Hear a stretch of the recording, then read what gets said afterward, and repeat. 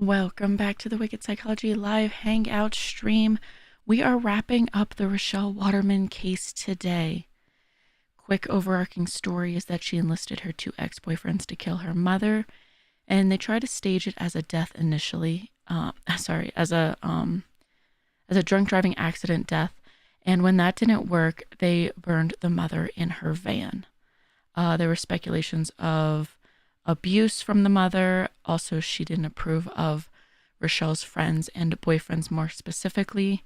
And also there were claims of body shaming as well. Those accusations of abuse were not substantiated, as we saw through the trial. And today we are going to start with the defendant, Rachelle's father.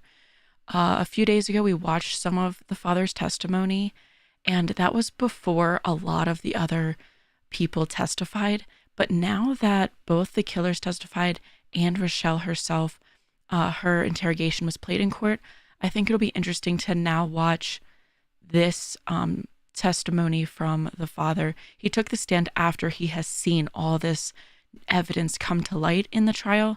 So I think now it'll be interesting to see if he maintains that same nonchalant, I don't really care about anything demeanor that he had before, or if maybe there's a bit more oomph in his testimony, and maybe he takes more of a side at this point now that he's seen so much of what his daughter said, in addition to what her exes said on the stand. So I think that'll be interesting. Then after that, we'll watch the prosecution and defense closing statements, and then we'll watch and see how the case wrapped up and discuss a bit more about the aftermath of the case. So let's get started with the defendant's father's testimony. Actually, one of the first witnesses in this case, remember? Yes, sir. I want to ask you a few questions a little bit different from that. May I approach the witness, Your Honor? If you could show the... I've already provided a copy to the... I'm going to show you what's been marked as a defense exhibit I, as in indigo. I've given a copy to the state. Can you please describe what that is? This is a handwritten letter from my wife, Lauri, to my daughter, Rachelle. How do you know that it was from your wife, Lauri? I'm quite familiar with her handwriting. How long were you married to Lauri? 26 years. Where did you find that letter? This was in Rachelle's nightstand next to her bed. Were there other things that were in her nightstand? There were a few letters and some small books. And where was that in relation to the letters and small books? This was on top. And when did you find that in your daughter's nightstand? After she had been arrested. Excuse me. Your Honor, at this time I would move for defense exhibit I. Any objection? No, I don't have any objection. Exhibit I is admitted. Turn that up, sir. Go ahead, sir. Thank you. How old was your daughter when she was arrested? 16. Do you know how long after her 16th birthday she was arrested? A little bit less than 2 months. A little bit less than 3 months. All right. And had she spent all of her time in your household? Meaning, were there years when she would live with other family members or somebody else? No, she grew up in our household. She grew up in your household. When she was growing up, or let me put it to you this way: in the years, 2 or 3 years before Lauri's death, did she ever talk with you about Lauri hitting her? No, she did not. What was your relationship like with Lauri? I think that we were probably as close as most couples, or hopefully closer than most. Over the years, she'd learned to tolerate me very well. Did you all have plans for essentially a long future together? Yes, we had just recently been discussing what we would do when I retired. Did you ever have those conversations around Rachelle? Yes, occasionally we would just be sitting there talking and the kids would be around. You have a piece of property out in Hollis, right? Yes, sir. And how far is Hollis from Craig? Just over 30 miles. Did any of your discussions include what you would do with that piece of property? Yes, we had finally decided during the course of that summer and fall that would be where our retirement home would be. And did Rachelle participate in those discussions at all? I don't recall that she participated in what we would do planning for our retirement. But was she around when we put it down? She was around when we discussed it at times. Okay. Before her arrest, did she ever talk about the sexual component of her relationship with Jason? I approached her once to talk about her relationship with Jason, and she denied that it was sexual. Did you ever find out why she had done that? I didn't find out for certain. I would assume most children don't want their parents to. I'm sorry, Your Honor. Before Rachelle's arrest, had she ever talked with you about the sexual violation that Dr. Byer discussed? No, she hadn't. Did there ever come a time when she did talk about that with you? She called me right before the evidentiary hearing in August. I understand. I understand that, and I'm not going to get into the content, but I think that the timing and the reasoning is important. Objection sustained. So you learned of it before the hearing in August? That's correct, yes.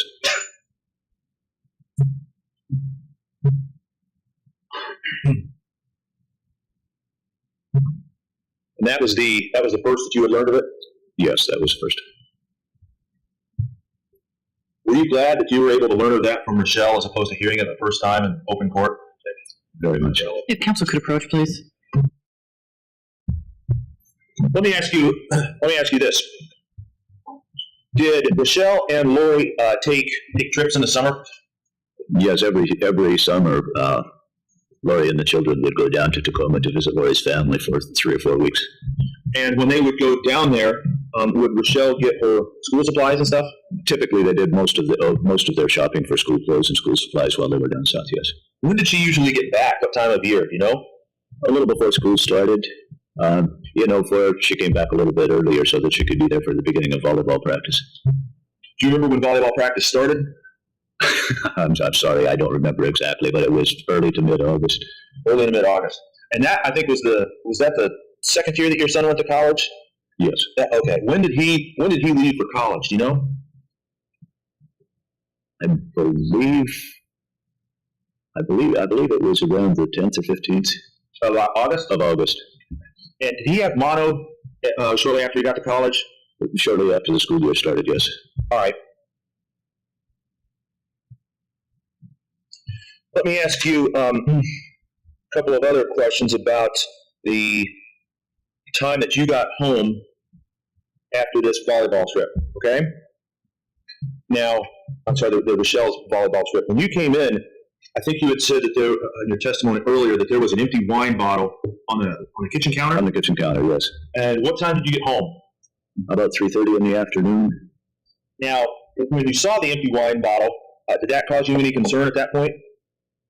I was a little bit puzzled by it. I picked up the bottle and says, what's an empty wine bottle doing here? And you said that you had also gone out, I think in your testimony, looking for Lauri. Yes. Shortly after we got home, I drove around Craig just to see if she might be, for example, cleaning up down at the community hall after the chamber dinner, which was something that she would typically do, or if she was at a friend's house or somewhere else.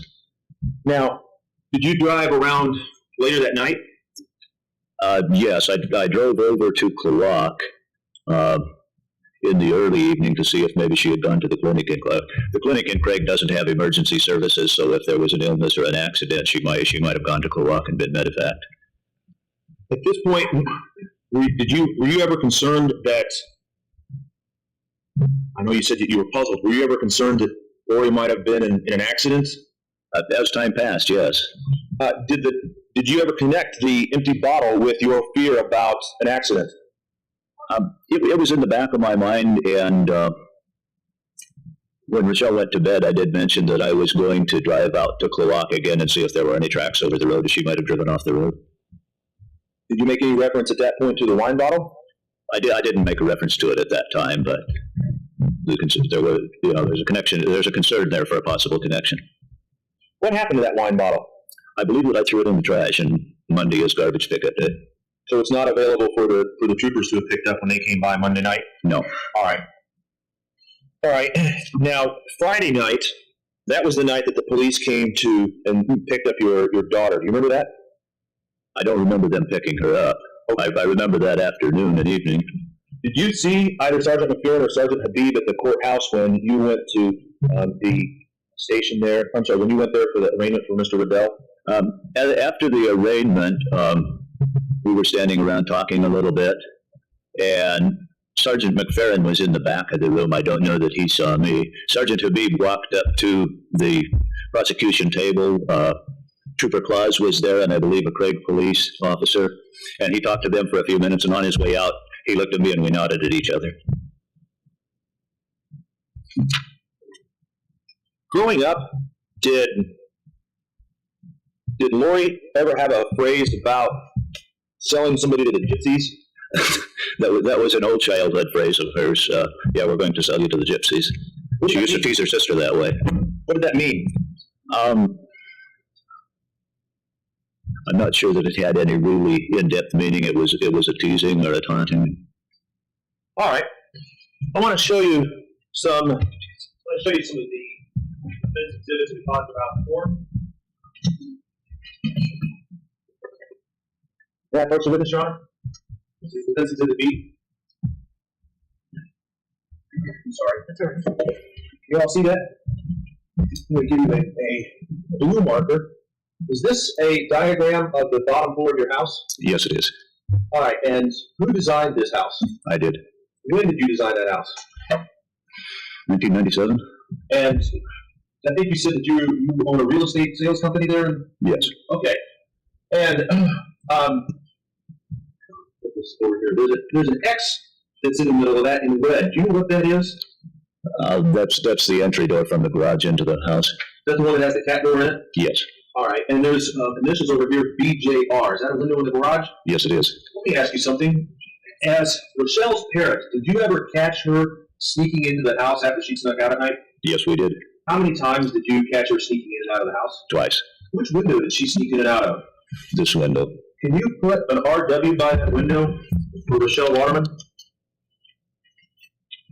How do you know that she would sneak in and out of that window? Well, the first time my wife waited for her down in the family room and was sitting right there when she came in the window. The second time, I was waiting in the living room and I heard her come in. And could you tell from what you could hear whether she had come in through the living room or through the garage? Not with absolute certainty, but I didn't hear this door. Does that door make some noise? It does. All right. Now, do you have a key to your house? Yes. I'm sorry, go ahead. We have several keys to it, but they're all the same. All the locks in the house are keyed alike. Which locks on the house are keyed alike? This is the entryway. It's halfway up. This one, and this one into the garage, and then on the upper floor, there's just beside the utility room in the back. There's a door directly above this one, which also uses the same key. What about this door here? This door is keyed alike. All right. Can you just put K on those doors for the key?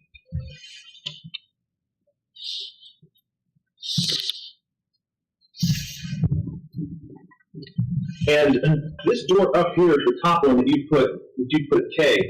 Do you keep a key there? Yes, there's a key hanging on the casing right beside the door. And is that a key then to the house? Yes, that's a key to all of the locks that are keyed alike. Did Rachelle know that key was there?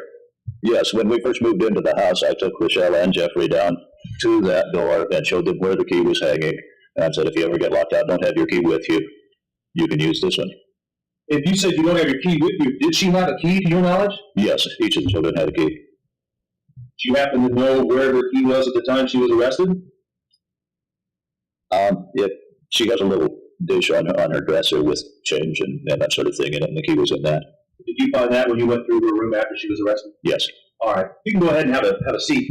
Your Honor, at this time I would move into evidence defense exhibit B. Any objection? No. It is admitted.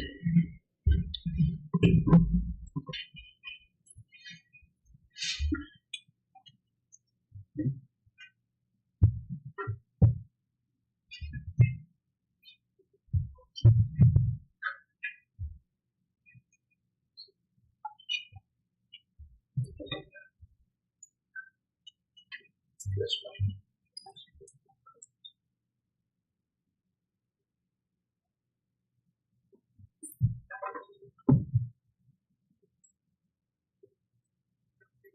May I approach the witness, Your Honor? Yes. Ooh, hang on a second.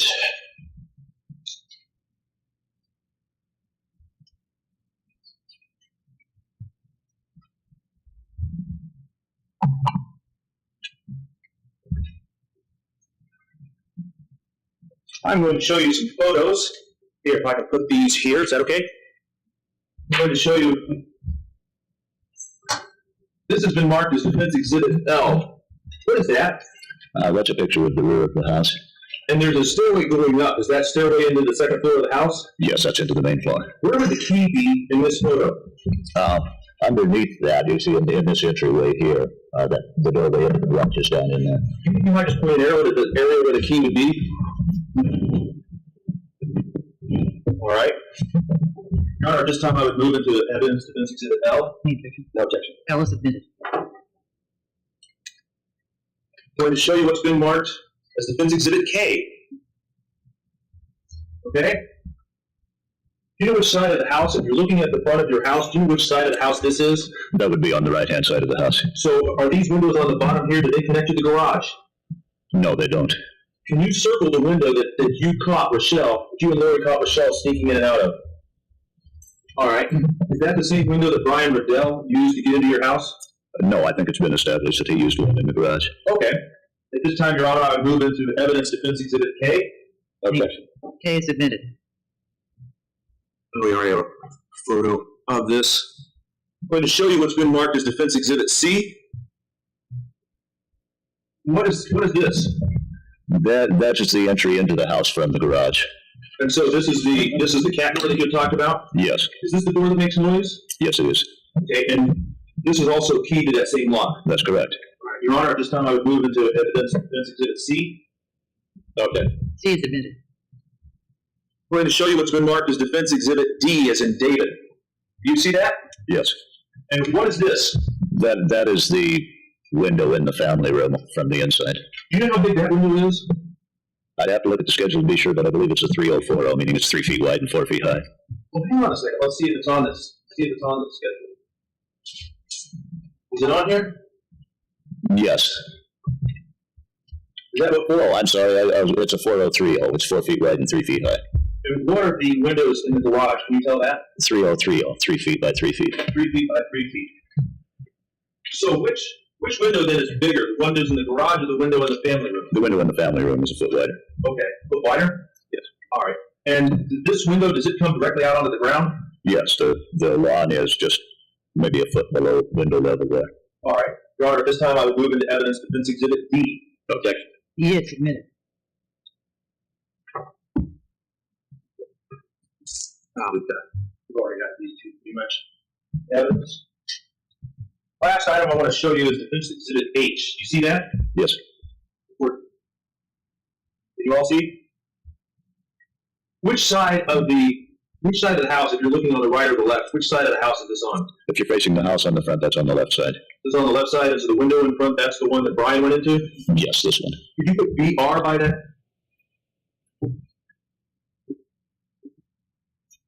Thank you. Thank you. Your Honor, at this time I would move into evidence Defense Exhibit H. No objection. H is admitted.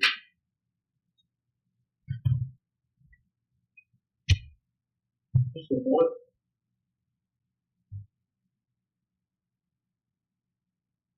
Thank you, Your Honor. I have no further questions at this time. Cross-examination? Yes. Now,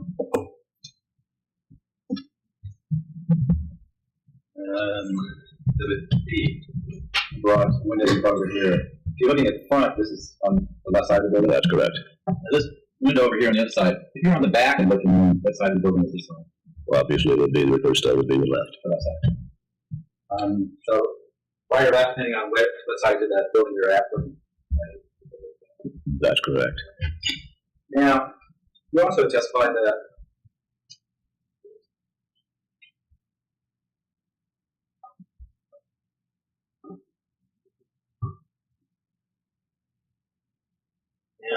the first time Rachelle went through the window, you didn't see it, right? No, I didn't see her come through the window. And let's see, you said she had a key to the building. That's correct. And there was another key out here in the back. That's correct. So when she snuck out of the house, she didn't come through this door and out this door, or this door, even though she had a key. Is that right? That's correct. Okay.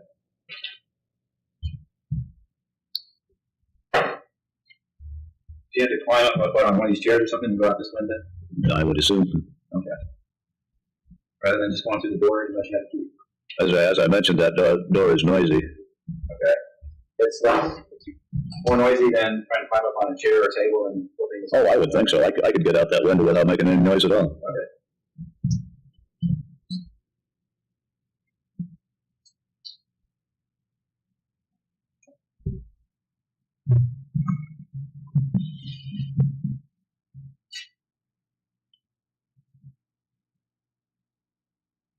Now, the arraignment where you were talking about, where you said you saw Sergeant McFerrin and Sergeant Habib, which arraignment was that? I believe both the boys were arraigned back to back on Thursday afternoon, or on Friday afternoon. Friday afternoon, Mr. Radell's first and then Mr. Arrant's? I don't remember the sequence. Okay. Mr. Arrant wasn't arraigned the following day, or Saturday morning? I'm sorry? Mr. Arrant wasn't arraigned Saturday morning? I don't recall. I thought that he was arraigned on Friday. Okay. And the arraignment that Mr. Radell was at was definitely Friday, though, right? I believe so. Okay. It was in the, remember what time it was? It was in the afternoon, 4 or 4:30, something like that. 4:30? It started at 4:30 or ended about 4:30? I think it started about 4 or 4:30. It didn't last very long. Okay. And you were present for it? Yes. And that's the arraignment that you said you saw Sergeant McFerrin, Sergeant Habib, and Trooper Claus? Yes. And you certainly saw the three of them? Not absolutely. I recall during the course of that, and you'll forgive me, but I was in a little bit of turmoil there myself, and if my memory's hazy. You weren't aware that at 4 o'clock that day, Trooper Claus was with Mr. Aaron, and he was driving him around the islands, and it wasn't until the next day that you arraigned? I am aware of that now, as you recall. Okay. So it wasn't in Mr. Aaron's test arraignment that you saw that? It's kind of clear in my mind because when I got home and learned that they had taken Rachelle, I was a little bit shocked. Okay. But you said it was Sergeant McFerrin, Sergeant Habib, and Trooper Claus were the ones you saw. I can't verify Trooper Claus. And that's because we've got tape evidence showing exactly where he was at that time. I recall that during an arraignment, Trooper Claus was one of the people sitting at the table. Okay. And you went to 3 arraignments. There was Mr. Radel, Mr. Aaron, and then your daughter. That's correct. Okay. And they were at different times? Yes. Okay. They weren't like one at the same time, one right after the other? No, Mr. Radell's was on Friday afternoon. Mr. Aaron was Saturday morning. And you're correct. Mr. Aaron was with Mr. Claus on their drive up the island. Okay.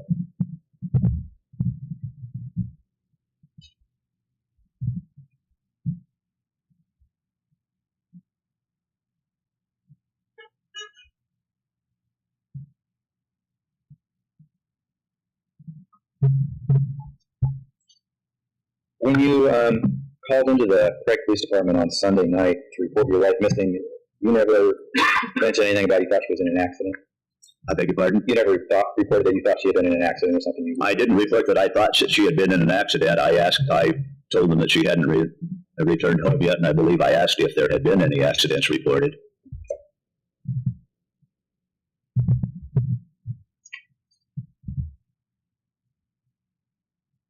Now, when you testified before last, you said that your wife rarely drank.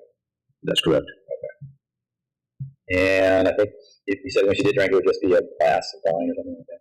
She would sometimes carry a single glass of wine around at a gathering for 2 or 3 hours at a time. Sipping it. Occasionally. Okay.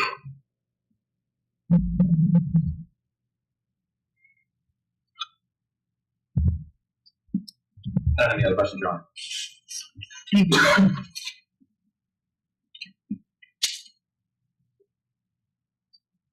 No, Your Honor. No, I have no redirect. Thank you, sir. And watch those steps that you said.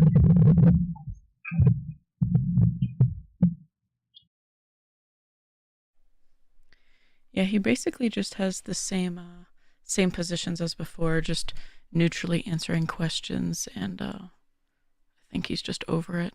So we are going to now watch the closing of the prosecution's arguments and see what their whole stance is after all the evidence has been presented.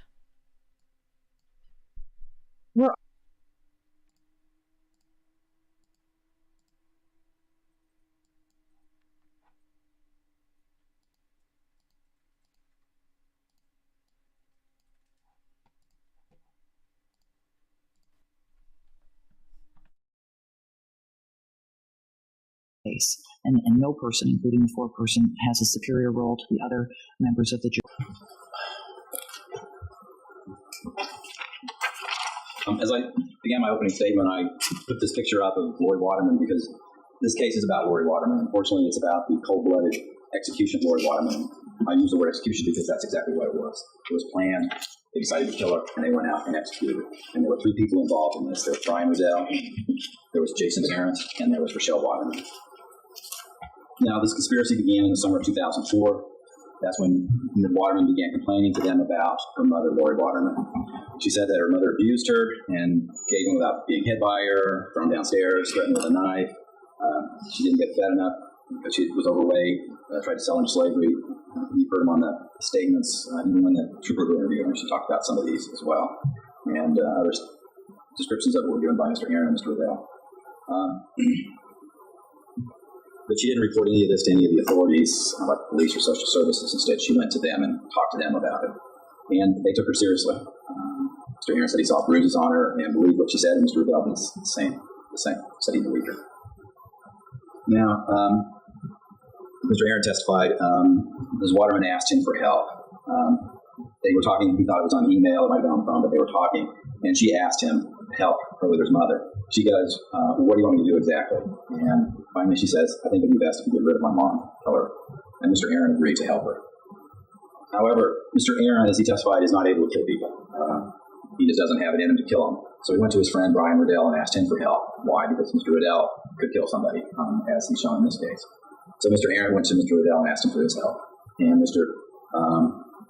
Radel agreed to join in the plan to kill Lauri Waterman. And the reason was because he also he loved Ms. Waterman and he would do anything for her. And Mr. Arrant was a good friend of his and he would do anything for Mr. Arrant. So he agreed to get involved in this case and kill Lauri Waterman. They did it because they believed that they were trying to protect Ms. Waterman. Ms. Waterman did it because she was wanting to get out from under control of her mother. She was telling them that she was being abused, but she wanted to get away from her mother and under control whatever abuse that her mother was giving her. At that point, Mr. Radel took over the planning of it. Mr. Arrant took on a secondary role. Mr. Radel testified that Mr. Arrant was the main cause of all this, but in his statement to the police, he told them a entirely different situation. And I'll go over that in a few minutes now. Mr. Arrant acted as a go-between. He was going between Ms. Waterman and Mr. Radel because the two of them didn't have contact with each other. They didn't talk directly. Now, here's the interview where Ms. Waterman talks with the police on the 19th, and she admitted asking Mr. Arrant to kill Lauri Waterman and about the plans to kill her. When did you first tell Jason, I want you to get rid of my mom from me?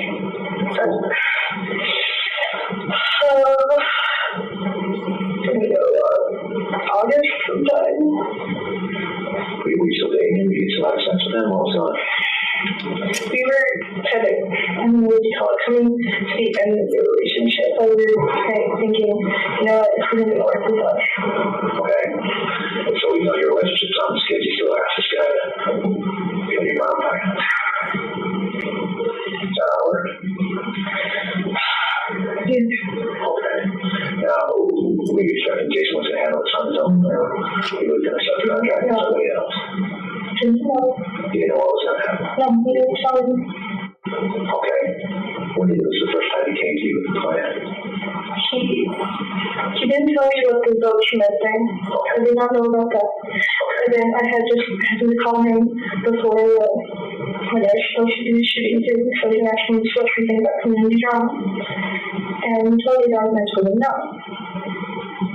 And then he said they've been talking about something like taking her and getting her in home or was just kind of like, I don't know, you guys had told you not to kill it before.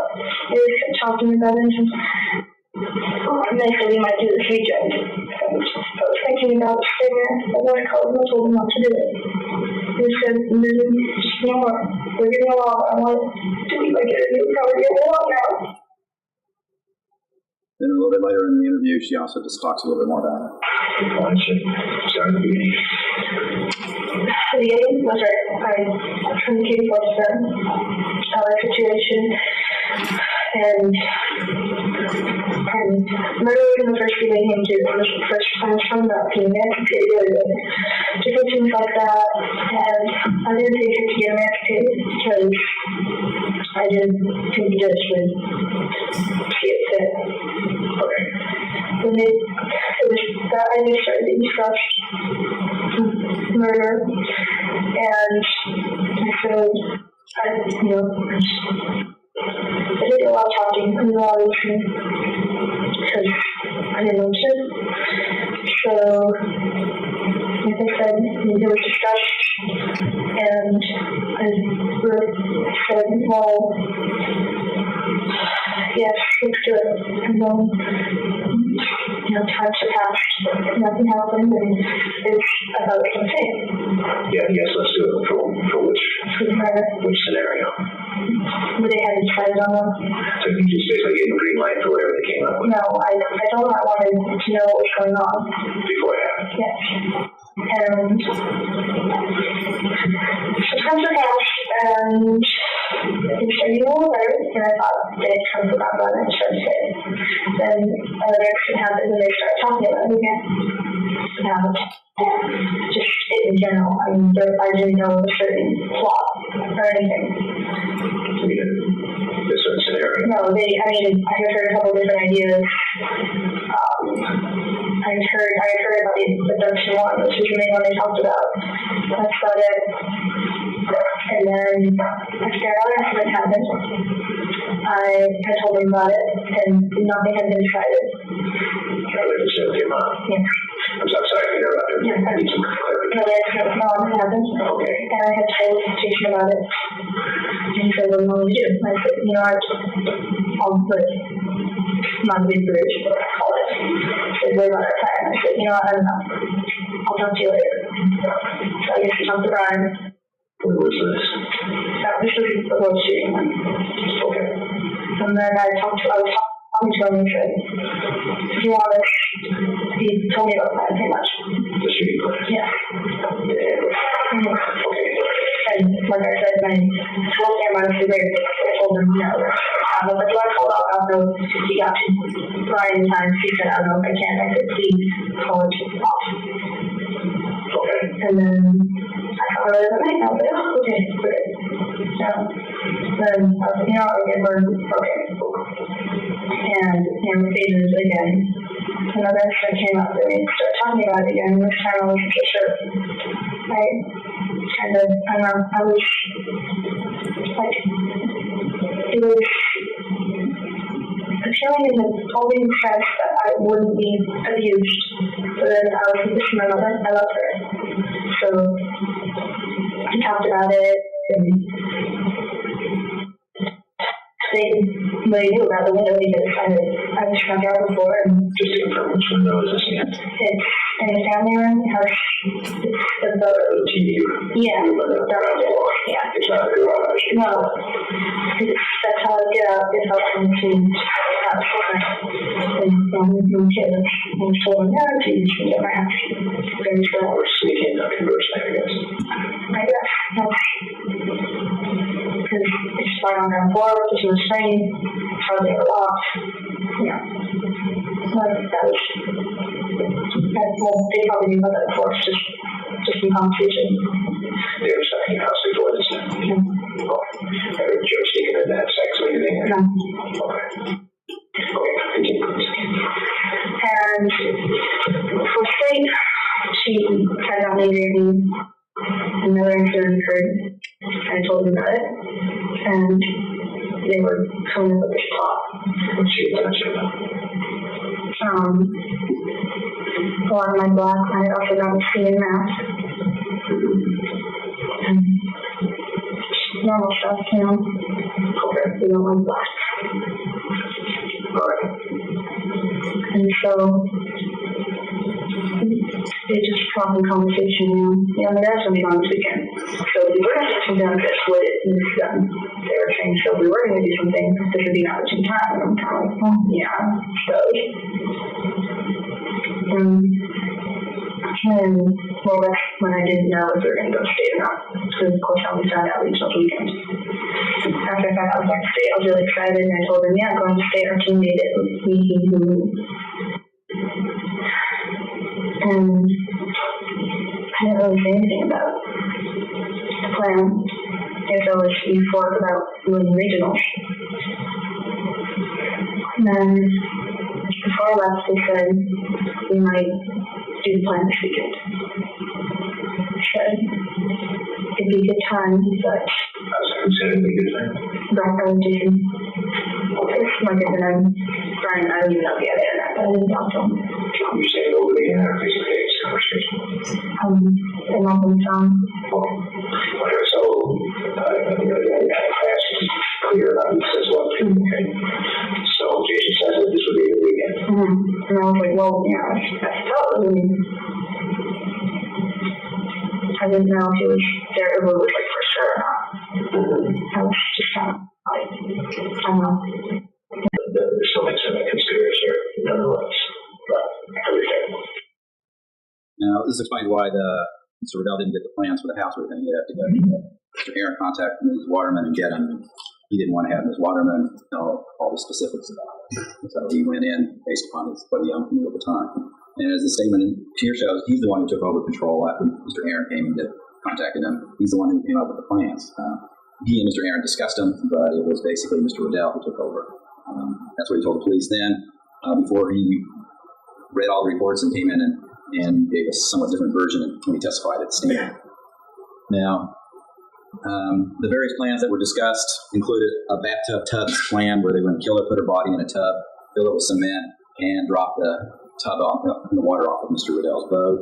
There was a break into the house and kill her. I think Ms. Waterman discussed that, talked about that. There was another one about blackmailing. I think someone talked about that. Mr. Arrant, Mr. Radel.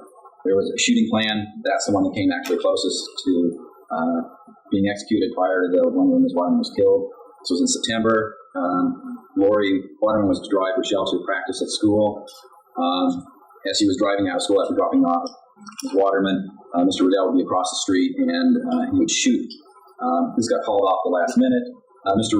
Arrant said that Mr. Radel had brought him a bolt or a screw gun, old stock, whatever. Ms. Waterman and Mr. Arrant said that she did call at about the same time that Mr. Radel went out and asked to have it called off. But it just fortuitous that Mr. Radel had forgotten his bolt, so that plan didn't go through, but it came very close because he went out actually there to kill her and didn't do it because of the delay in getting the bolt or screw for the gun. Ms. Waterman, Lauri Waterman, had driven by that time. So it actually came very close. Now, after that shooting incident, Mr. Arrant sent an email. This is a copy of the email. And that first paragraph here talks about a hunting trip.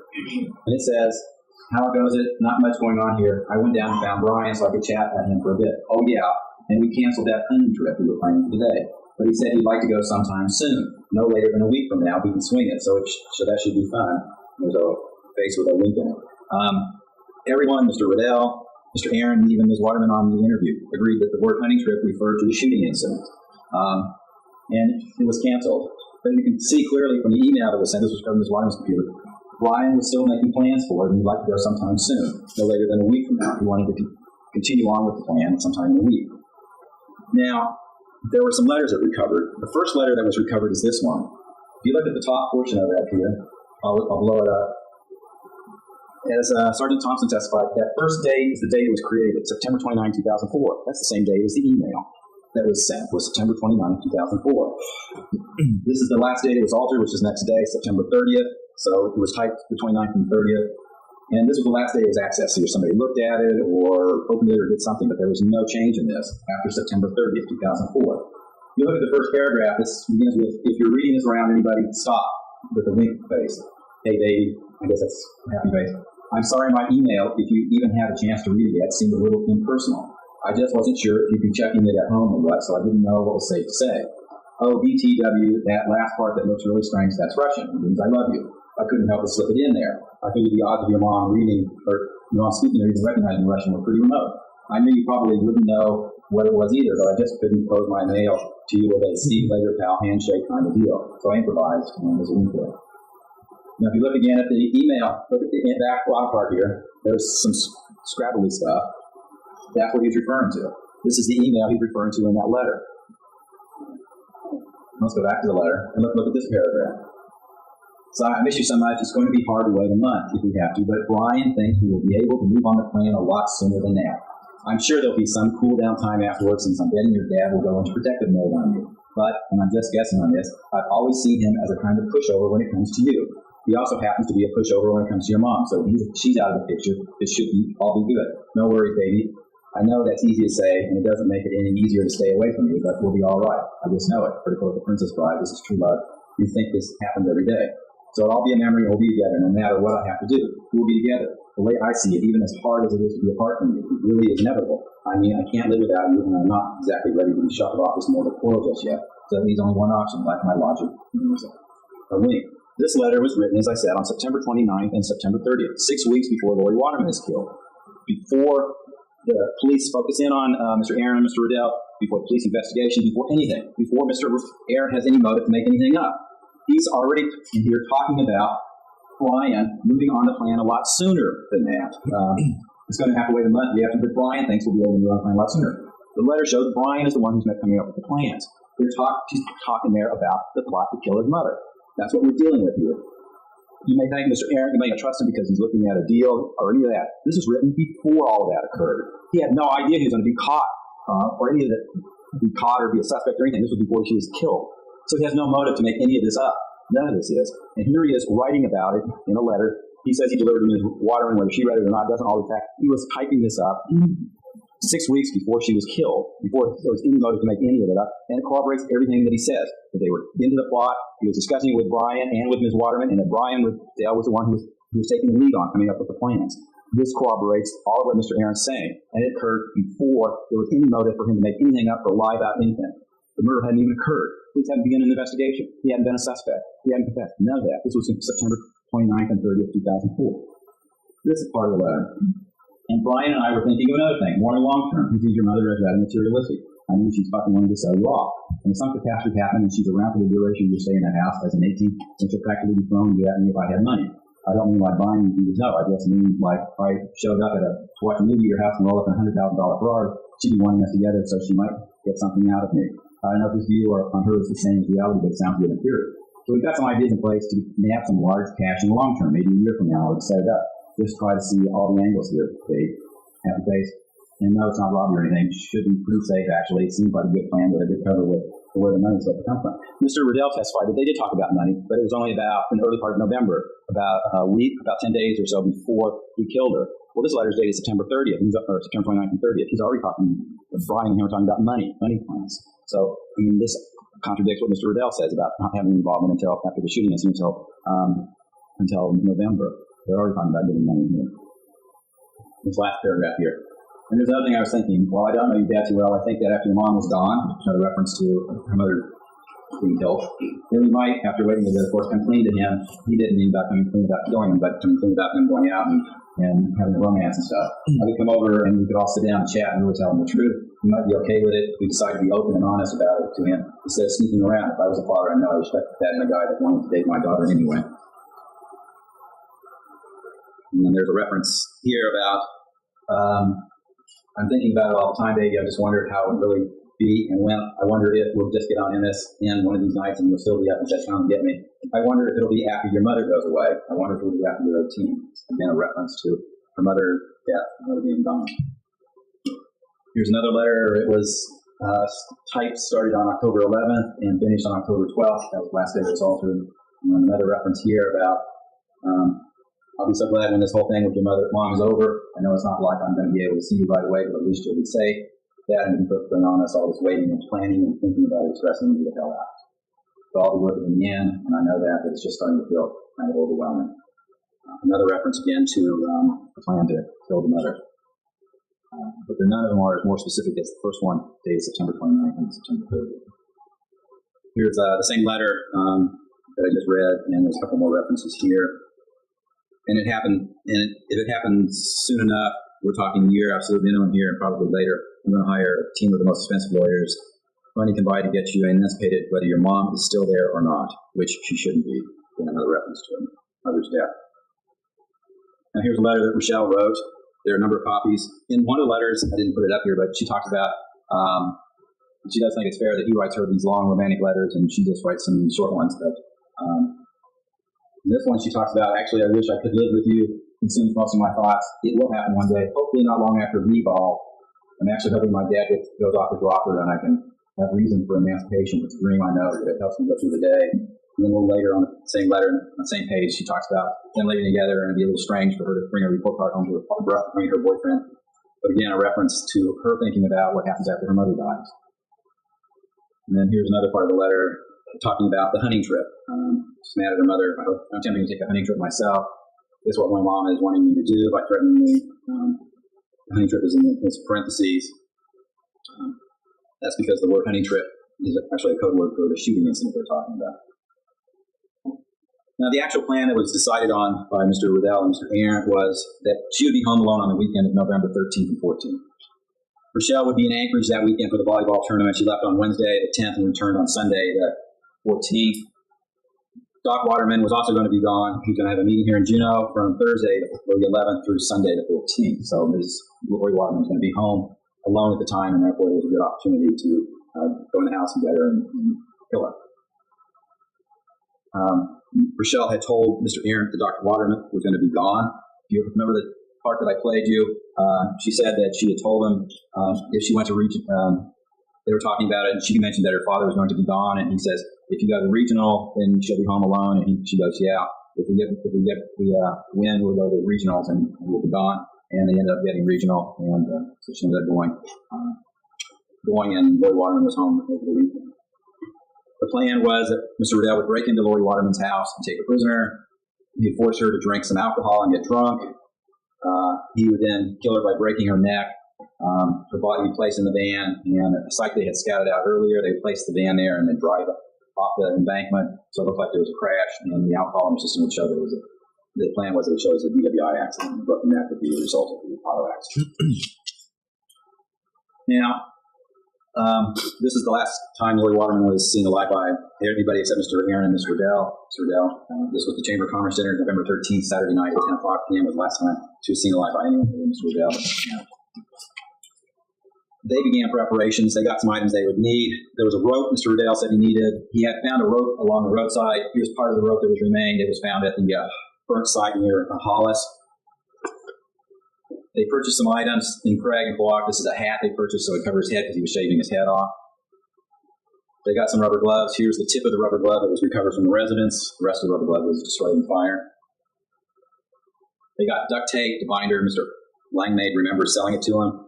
They got some towels so they could place it on her between the duct tape and her skin so there wouldn't be any sticky residue left on her.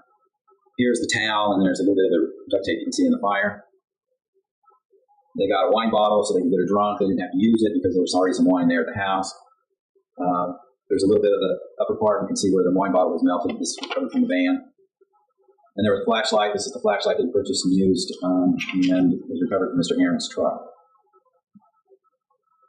They also got some other items. There was a gasoline can as they were leaving the residence in Hollis to go to Craig. They got a gas can and put it in the truck in case they needed it, because in case the Waterman van didn't have much gas in it.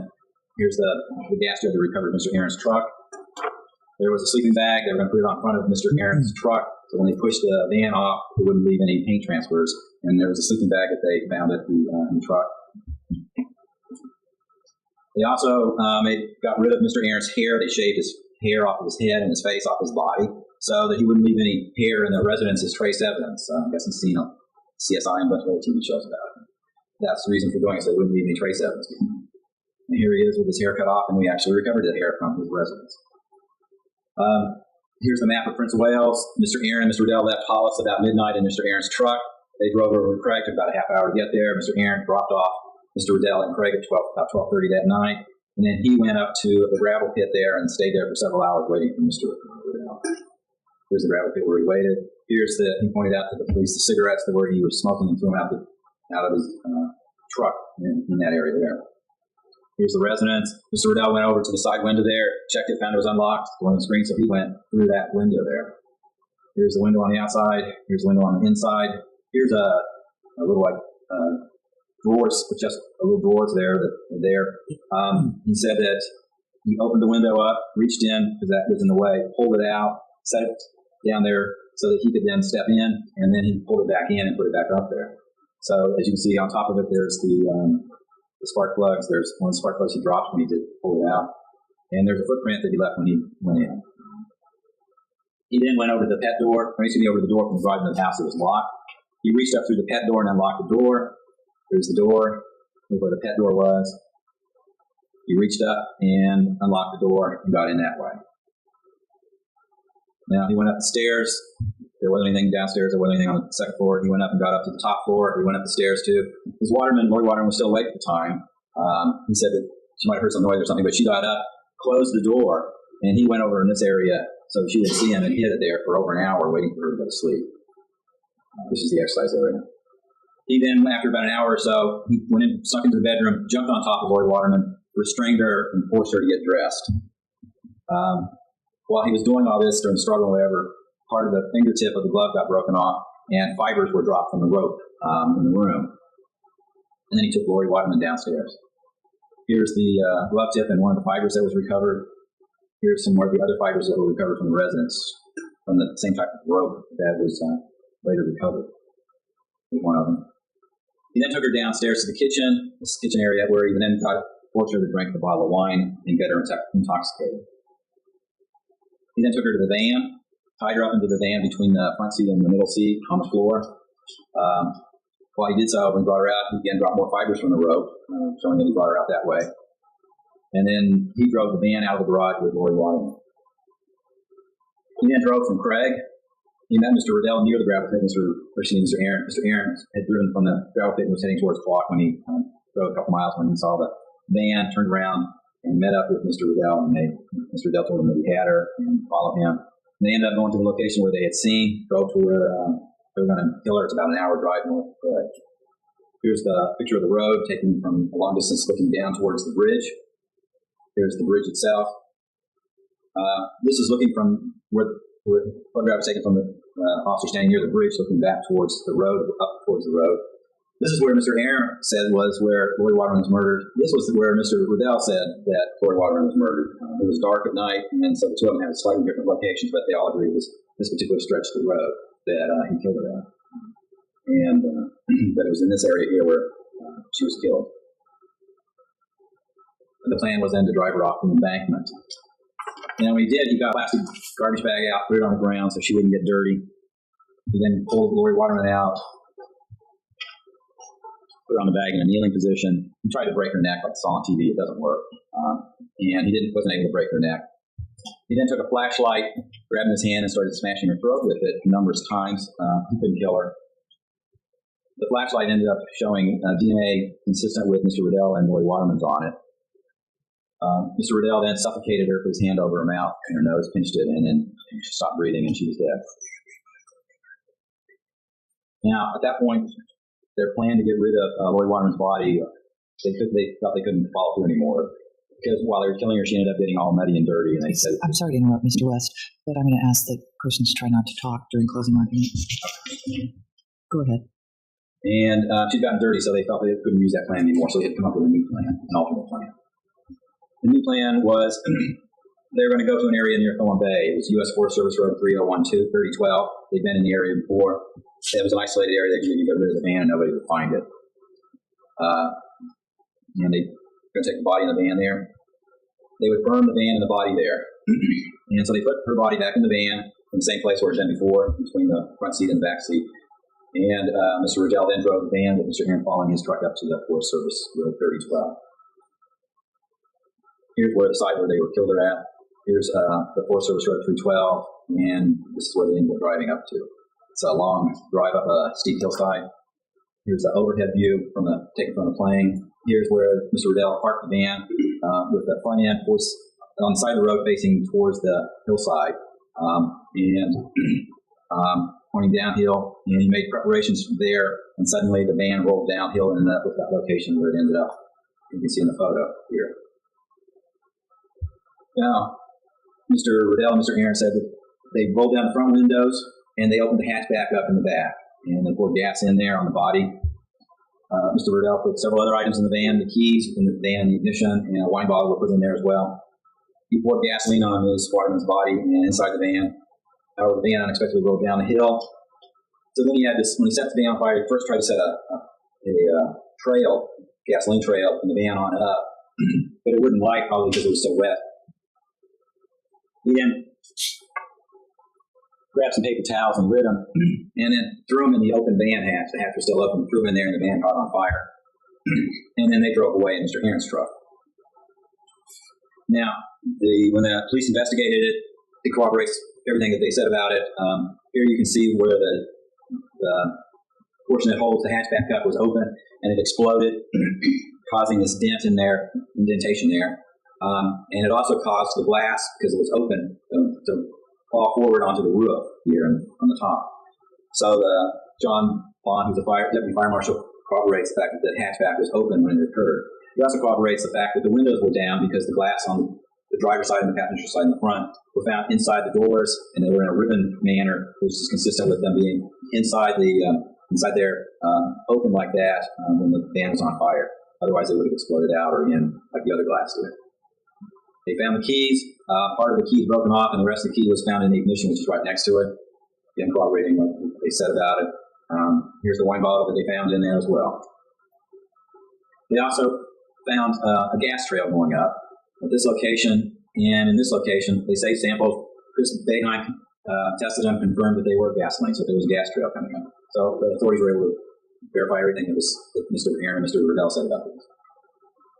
After they burnt the van, they drove away from the site where the van was burned, and they ended up going to another site near Hollis, off the road. It's difficult to get to, where they burned some of the items that they had used in this case. I think it was the gloves, the towels, some of the duct tape, the rope, and a few other items they set on fire. They didn't completely burn them, but they did set them on fire at this location.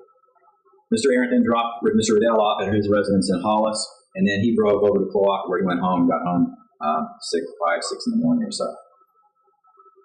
Now here's the site where they burnt the items at. You can see it.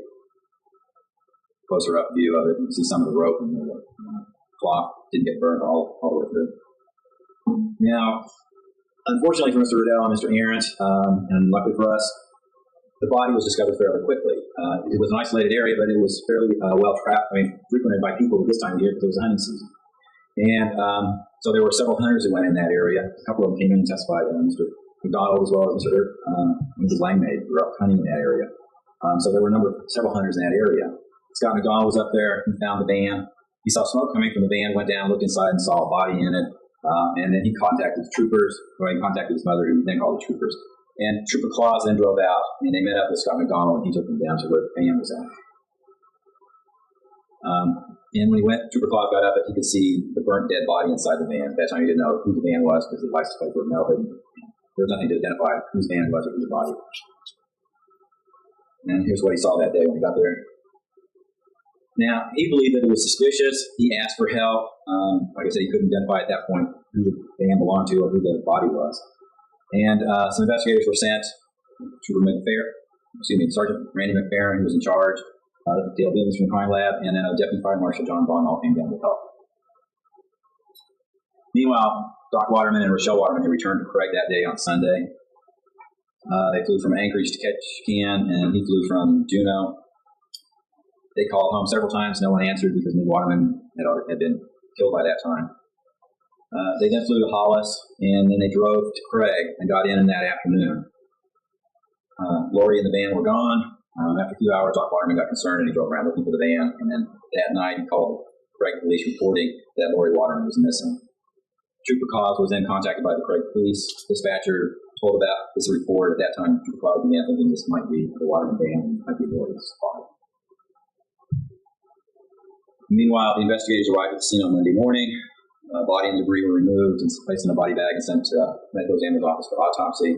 Evidence of the crime scene and the van were examined. The VIN number was finally located that afternoon and it was identified as the Waterman van, and they figured it was also Lauri Waterman's body.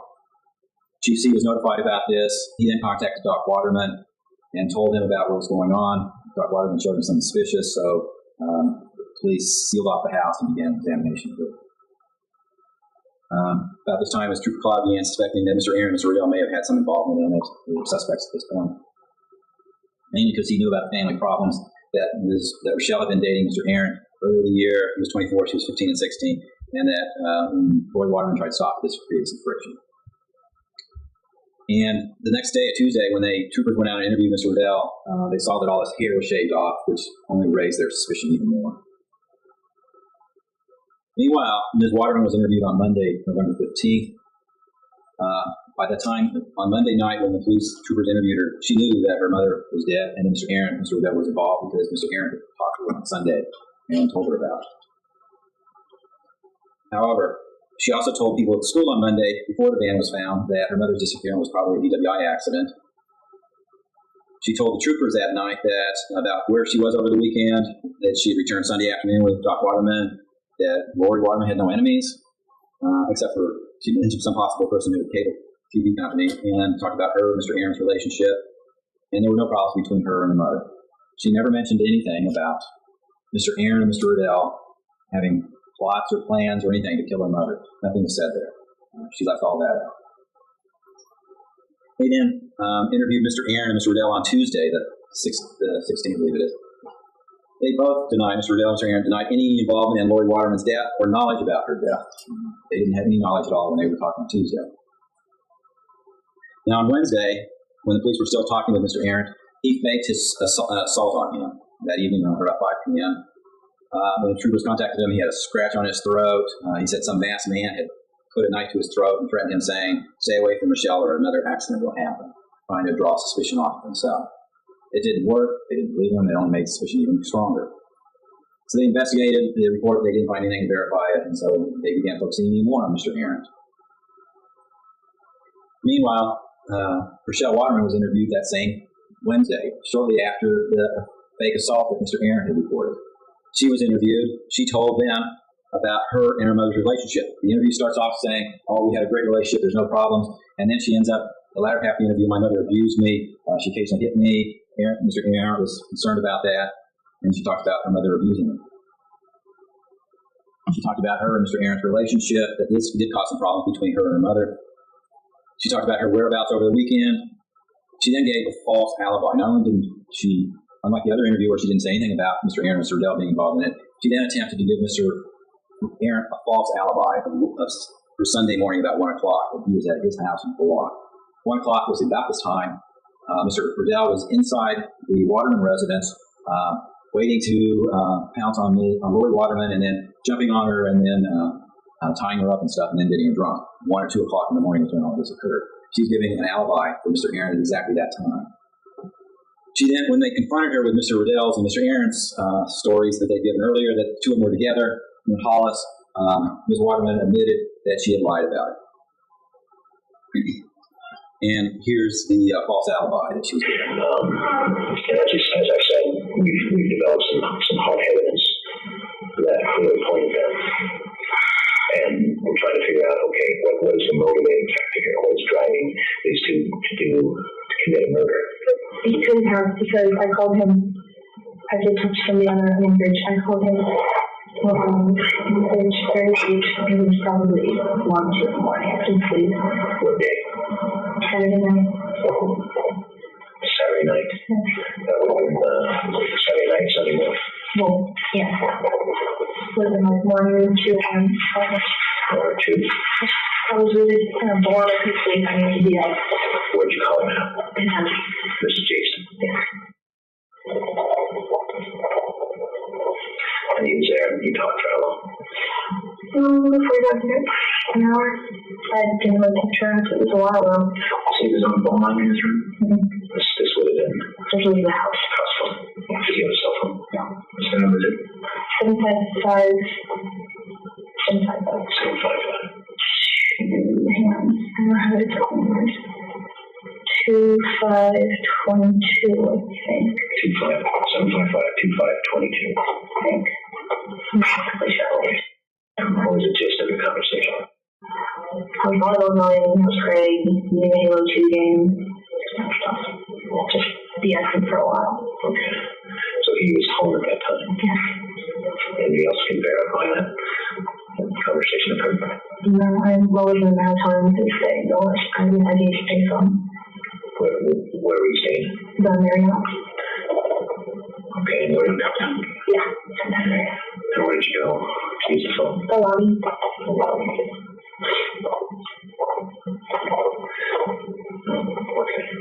Again, I understand. It's very important that you don't protect anybody. Go after the truth. Oh my. And then they confronted her with what Mr. Arrant Radel had said, and she admitted that she'd lied. So we talked to Brian and Jason. Their story is this. They were together Saturday night, Sunday morning. That Jason drove out to Brian's house somewhere between 2 and 4 p.m. Saturday afternoon. Okay. They spent the remainder of Saturday at Brian's house. They came back into town doing shopping, but they did not go back to Jason's house. They went back to Brian's place in Hollis to stay there the rest of Saturday night and watching TV. Basically, they crashed there. And then Jason gets up in the morning and comes home and something like that. Now, that doesn't seem to match what you're telling us about the phone call, does it? Nope. Okay. So why was the discrepancy there? Who's being honest with us?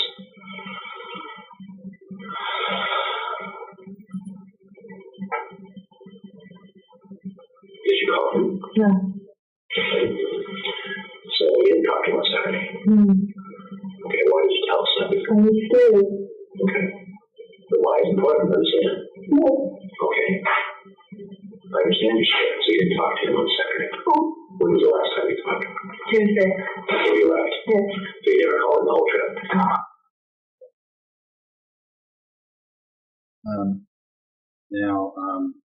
So we have Ms. Waterman not only not telling him about the police, but she's trying to give him an alibi so he can get away with the murder. Now, Mr. Arrant was then interviewed again on Thursday. He initially again denying knowing anything about Lauri Waterman's murder. Then he said Mr. Radel killed Lauri, that Mr. Radel had asked him to meet him, that he did meet him, and that Mr. Radel was riding the Waterman van, and that Lauri Waterman was already dead. He did follow the van to the location where it was burned and it set on fire there, but he had no involvement. He's slowly starting to tell the truth about what happened. He then agreed to wear a wire and talk with Mr. Radel. It was done later that same day, Thursday. The wire was put on Mr. Arrant. He contacted Mr. Radel at his house in Hollis, and they drove and talked about what was going on. In it, Mr. Radel made admissions about his involvement in Lauri Waterman's death. However, the two of them said that Mr. Arrant and Ms. Waterman, Rachelle Waterman, were not involved. Neither Jason or Ms. Waterman were involved in the conversation. Meanwhile, Mr. Radel was arrested that same night on an arrest warrant. Beforehand, they arrested him. They talked with him. He initially, again, denied having any knowledge about Lauri Waterman's death. They confronted him with the glass warrant, the recordings that they had. Then he confessed and admitted about his involvement in Lauri Waterman's death. Mr. Arrant was then arrested the next day based upon Mr. Radel's confession implicating Mr. Arrant. He also confessed, although he at that point said that Ms. Waterman wasn't involved. He was then interviewed again and then said that Rachelle Waterman had asked him to kill Lauri Waterman. Mr. Radel was interviewed. He confessed. And as I played at the beginning, early on in my closing arguments here, I played it. He said that he did it to protect Rachelle from her mother, and that Rachelle had asked Mr. Arrant to kill her mother. That basically Mr. Arrant was the go-between between the two of them, and Mr. Radel and Ms. Waterman never talked to each other. In fact, I think all three of them agreed with that it was Mr. Arrant talking with Ms. Waterman and Mr. Radel. The two, Mr. Radel and Ms. Waterman, never talked to each other. Always through Jason discussions with them.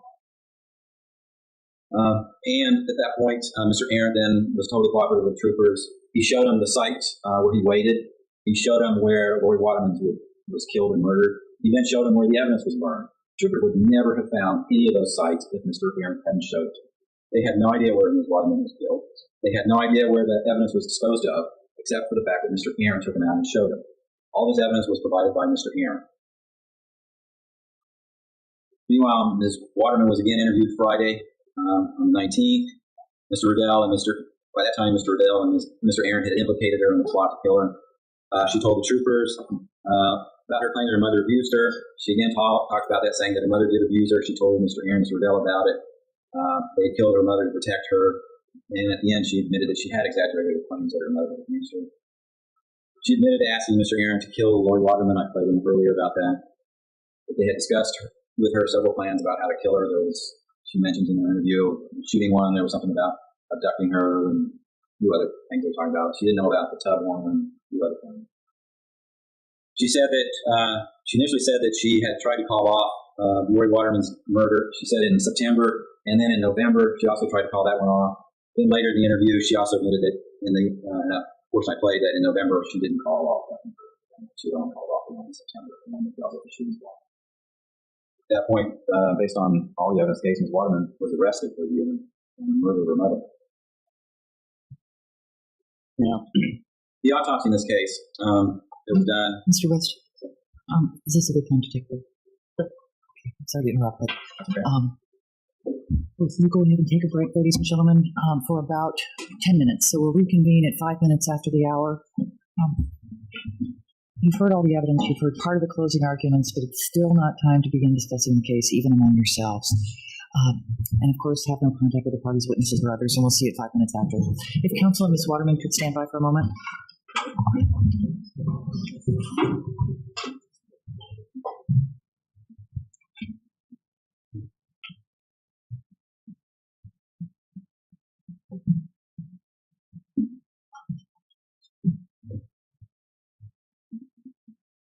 Please be seated.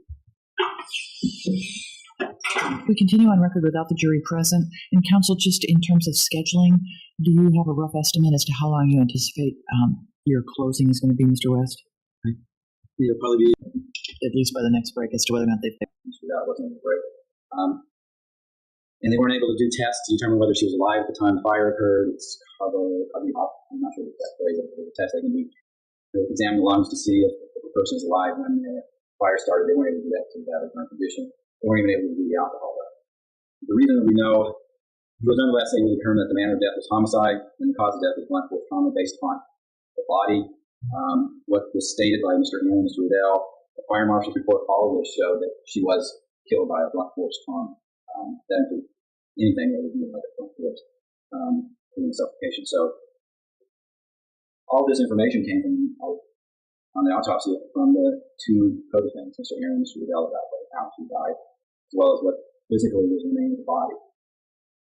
Now, Mr. Arrant is a witness, or if you want to use that phrase that Mr. Wells was, snitch. Mr. Arrant testified about what happened. He was the main person involved with Ms. Waterman. Mr. Radel didn't. Mr. Arrant was the go-between between the two of them. Mr. Radel never communicated with Ms. Waterman. Ms. Waterman's, in her statement you heard, said she never communicated with Mr. Radel. It's always to Mr. Arrant. So the situations about what Ms. Waterman's involved in is a lot of it comes from Mr. Arrant's testimony, comes from our own statements to the police, and some other evidence in the case I've already gone over. Mr. Arrant obviously being involved in this case, being one of the co-defendants, involved in the murder. He's pled out to murder in the first degree. The less serious charges were dismissed. He was convicted of a serious charge murder in the first degree, delaying sentencing, getting a cap of 50 years, so 99 years, I think 20 to 50 years. So then you're obviously going to have some suspicion about him because of it.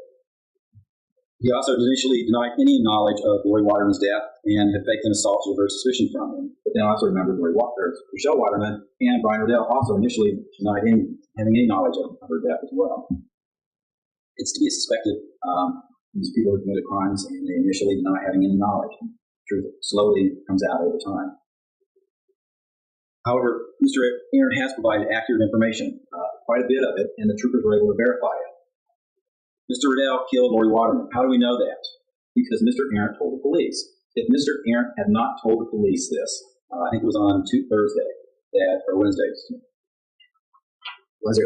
that Mr. Radel killed Lauri Waterman. At that time he said he wasn't involved in it, but then Mr. Radel was involved in it. And then he agreed to wear a wire and record Mr. Radel admitting to killing Lauri Waterman. It was only because of that wire that Mr. Radel ended up confessing. If it hadn't been for Mr. Arrant telling the police that Mr. Radel had killed Lauri Waterman and wearing the wire, this would probably be an unsolved homicide. If we just had the body, it'd be difficult to determine what the cause of death was with the burned body. The only evidence that we would have would probably be the flashlight that was recovered from Mr. Arrant's truck. It had Lauri Waterman's DNA on it, and Mr. Radel's DNA on it. But that wouldn't have told us much more about it than that. It would just heighten our suspicion. But if all we had was the flashlight, we would not have gotten a conviction. We got a conviction because Mr. Arrant and Mr. Radel confessed. And how do we have that? Because Mr. Arrant told the police about it. He's the one who came and initially told the police about what happened. He's the one who cooperated with the police and told them what's going on. He provided them with information that the police then corroborated as much as they could. He confessed into his role. He then told them what Mr. Radel had told him about breaking into the Waterman residence and kidnapping Lauri Waterman. He also implicated Rachelle Waterman. He showed sites to the troopers, and I talked about this, where he waited for Mr. Radel, where Lauri Waterman was killed, where the evidence was destroyed. None of that evidence would have been discovered except for Mr. Arrant. Once Mr. Arrant decided to work with the police and cooperate with them, he told them everything that he knew.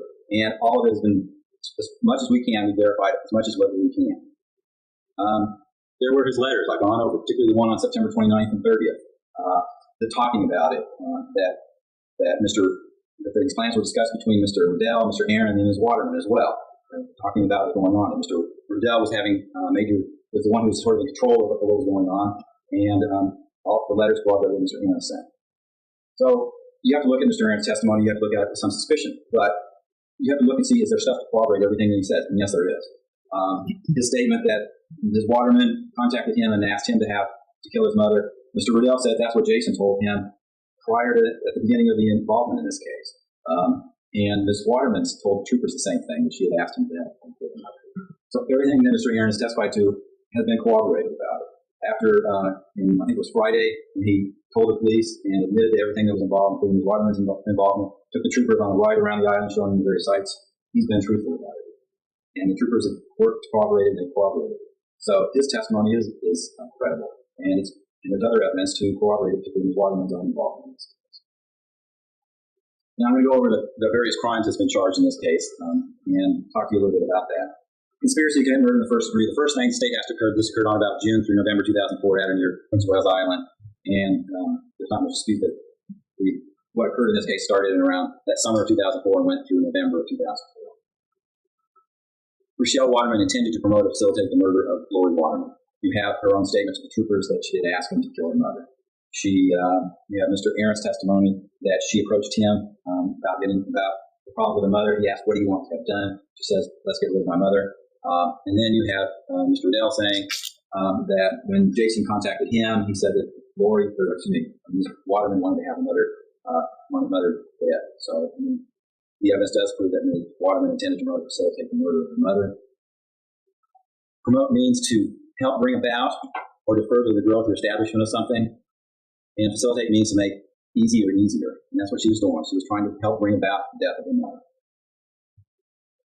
Third thing is that Ms. Waterman agreed with Mr. Arrant or Mr. Radel or both to engage in or cause the murder of Lauri Waterman. And you've got testimony of Mr. Arrant, Mr. Radel. You have Ms. Waterman's statements to the police that she was involved in this. She said she called off the first one, the hunting one, or the shooting incident. And the letters that Mr. Arrant typed up and we've shown shows that he was sending them to her, that they were discussing about what they were going to do after her mother was murdered.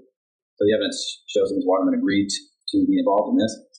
And a conspiracy agreement does not have to be in writing or even expressly stated. You don't have to say, shake hands on this or anything like that, or put it in writing or anything. In fact, it's probably generally aren't in writing or expressly stated. It can be an unspoken understanding proven by circumstantial evidence.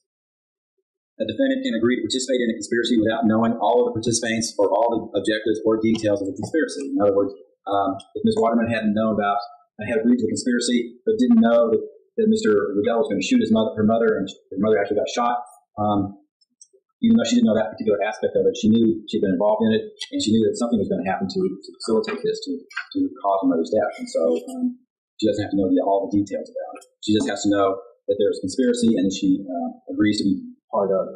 And in this case, there's no doubt there was a conspiracy. Mr. Radel and Mr. Arrant were agreeing on this and were working to kill Lauri Waterman, and actually ended up doing so. And Ms. Waterman, or Rachelle Waterman, was involved in this. And all the testimony of Mr. Arrant, Mr. Radel, and particularly the letters that were sent back and forth clearly show she was involved in it. And then the fourth one, that Ms. Waterman or Mr. Arrant or Mr. Radel, one of the three, committed an overt act in furtherance of the conspiracy. An overt act in furtherance of the conspiracy means an act of such character that it manifests a purpose on the part of the actor that the object of the conspiracy be accomplished. A person can be guilty of conspiracy to commit murder in the first degree and the person not be killed. It's a crime to be involved in conspiracy even if the person's not killed. So if Mr. Radel had been caught outside the school with a rifle getting ready to shoot Ms. Waterman and was arrested at that point, there's a conspiracy right there. The conspiracy continued because that didn't happen, and it eventually resulted in her death in November. But there was a conspiracy going on at that time right there. There was, as Ms. Waterman told police, Mr. Arrant testified to, Mr. Radel, this started before then, and it led up to them coming up with various plans, and this one plan, and it was clear that when he got the rifle and went out there to shoot her, even though he didn't accomplish because he forgot a bolt or try to call up, it was nonetheless an act of such character that it manifested a purpose on the part of the actor that the object of the conspiracy was completed. He was getting ready to kill her. So we have a conspiracy at that point in time. It continued on up until Waterman was killed, but we have a conspiracy then. And so the evidence in this case does prove that Ms. Waterman intended to promote or facilitate her mother's murder, that she agreed with either Mr. Arrant or Mr. Radel or both to engage in or cause the death of her mother, and that one of the people, in this case Mr. Radel at least, committed an act in furtherance of the conspiracy. There were more other overt acts. There was, for instance, the buying of the stuff at the stores on Saturday, the tape, the towels, getting the gasoline, and then the breaking into the house. All those are also overt acts. But the first overt act was clearly the one where the shooting was. That's an overt act. So conspiracy was committed in this case, starting in the overt act in the end of September, and the conspiracy continued. So Ms. Waterman's guilty. She'd been guilty of conspiracy, but Mr. Radel had been stopped by the police at that point with the shooting incident. That was an overt act, and there was an agreement. Ms. Waterman was part of it. Now, there's a defense to the conspiracy to commit murder in the first degree. It's a defense to the charge of conspiracy that Rachelle Waterman was merely present when two or more persons agreed to engage in or cause the performance of murder in the first degree. So if somebody were sitting in a room, over here is two people talking about killing someone, the fact that they hear it doesn't make them a conspirator. They have to do something to agree to it, to be part of the conspiracy. Merely being present at the place where a crime is discussed or even knowing about criminal conduct does not in itself make someone a member of the conspiracy. Furthermore, after a crime has been committed, concealment of one's knowledge of the crime does not make one a participant in the conspiracy. We have Ms. Waterman involved more than just that. She wasn't just sitting around and heard Mr. Radel and Mr. Arrant talking about this. She actually was communicating with them about the murder. She was actually talking with them about what the plans were on the shooting one. She tried to call that one off. And none of that is what's involved here with the defense. It's far more than just being mere presence, knowing about it. And concealment of one's knowledge by itself isn't enough. Ms. Waterman went further than that. She actually tried to give a false alibi to the police about it. So we're not dealing here with just concealment of knowledge or any of this other stuff. She was actually the person who was involved in the conspiracy. Now, the rest of the crimes all deal with Ms. Waterman's role as an accessory. And the other charges deal with her being an accessory because she was in Anchorage when all the rest of the stuff occurred. And so you know what an accessory is. Accessory is somebody who aids and abets. And aids and abet means to help, assist, or facilitate the commission of the crime, promote the accomplishment thereof, help in advancing or bringing it about, or encourage, counsel, or incite as to its commission. So an accessory can include a wide variety of ways of being involved in a crime. You have to do something to either solicit it, or to help it, or assist, or facilitate, promote it, something like that, in helping bring about. The role may be minor, but nonetheless, if you have one of those involvements with an intent to let the crime occur, then you're an accessory. Now, a person who aids or abets the commission of crime need not be present at the scene of the crime, as in this case, Ms. Waterman wasn't here. But she can be just as guilty as an accessory, even though she's 600 miles away or whatever it was at the time this occurred up in Anchorage. Concealment of knowledge that a crime is about to be committed or has been committed does not, standing alone, make a person legally responsible for the conduct of another. And Ms. Waterman's concealment of knowledge that the crime is or about to be committed, there's more than just that in this case. She has more involvement than just simply knowing it. Now, I'm going to give an example which I frequently give with a bank robbery. It makes it understand a little bit easier. What we have are 6 people sitting around.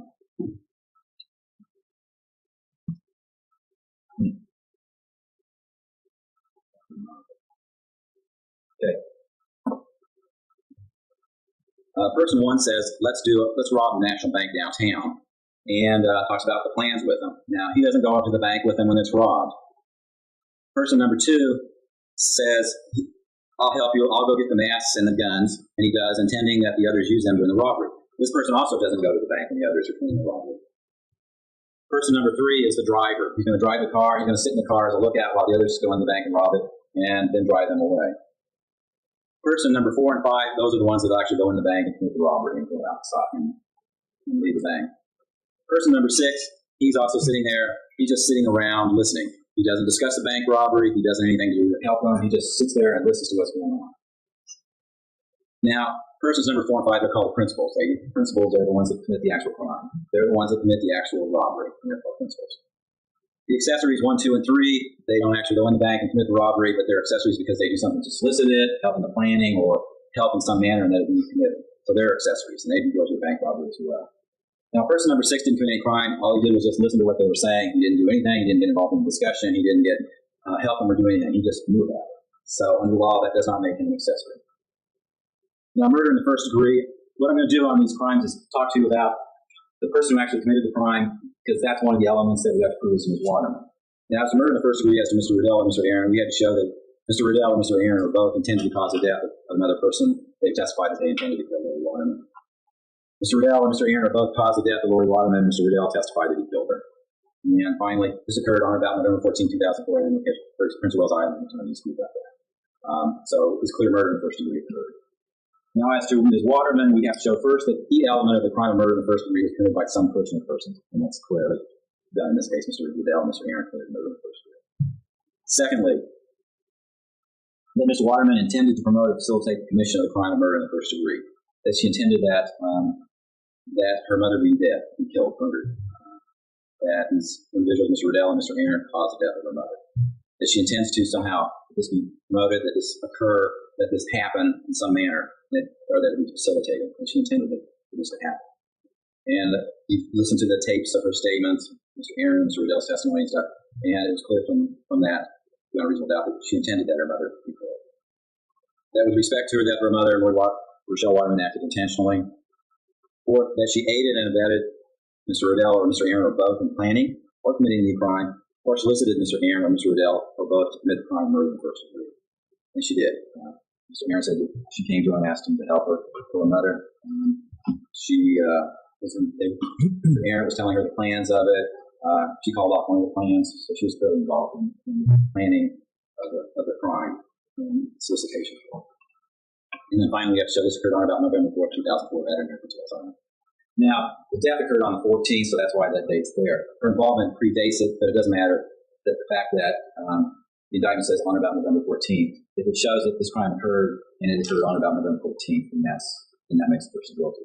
The fact that she was involved in the planning of this for a couple of months ahead of time doesn't alter the fact that the death in this case, which the murder is involved in, occurred on November 14th, and her involvement did predate that, but as long as we show that it occurred on about November 14th, that's sufficient. And so the evidence does prove that this occurred on about November 14th, 2004. As a result, Ms. Waterman is guilty of murder in the first degree. Now, the kidnapping charge. As to Mr. Radel and Mr. Arrant, what we have to prove was that Mr. Radel and Mr. Arrant are both knowingly restrained Lauri Waterman. Mr. Radel testified about how he tied her up, put tape around her, and then, of course, we drank alcohol and put her in the van, tied her up and stuff. So Mr. Radel clearly restrained her. The restraint was intended to inflict physical injury. Death includes physical injury. I mean, physical injury obviously includes death. That's injuring somebody to the point where they die. So the restraint was by Mr. Radel was with intent to inflict physical injury, in this case, death. And third, this occurred on about November 14th, 2004, at Prince of Wales Island. So the evidence, even though they didn't plead out to it, nonetheless proves beyond reasonable doubt that at least Mr. Radel is guilty of kidnapping. As to Ms. Waterman, what we have to show is that each element of kidnapping was committed by some person. The person is clearly Mr. Radel committed the crime of kidnapping. Then Ms. Waterman intended to murder or facilitate the restraining of Lauri Waterman. She knew that they were going to kill her. That there were various plots talked about, including going in and killing her. And so she intended to murder or facilitate her being restrained while she was being killed. She intended that her mother be physically injured, clearly she intended, as she could hear on the tapes of her statements, that she intended her mother to be dead. And so she clearly intended that her mother physically injured. And she aided or abetted in some manner in planning or soliciting or committing the crime. And she did. And finally, this occurred on about November 15, 2011. So Ms. Waterman is guilty too. Burglary in the first degree, what you have to show on this one is first, Mr. Radel entered or remained unlawfully in a dwelling. He testified that he did break into the place. He did so with the intent to commit the crime of murder, kidnapping, or assault in the building. Clearly intended to kidnap and naked on the other side of the murder. And this occurred on about November 14, 2004, at near Prince Wales Island. So the evidence proved beyond reasonable doubt that Mr. Radel committed burglary. As to Rachelle Waterman, we have to show that each element of burglary in the first degree was committed by some person or persons who've done that. Mr. Radel committed it. She intended to promote or facilitate the entering and remaining unlawfully in the dwelling. She did. She knew that that was going to be that weekend. She was going to be home alone. That Mr. Radel and Mr. Arrant could break in there and get her. She knew they were going to go in and get her in the residence. She intended that the crime of murder or assault or kidnapping be committed. Fourth, that Ms. Waterman aided or abetted Mr. Radel and Mr. Arrant in both planning or committing the crime of burglary or solicited them to do so. And she did.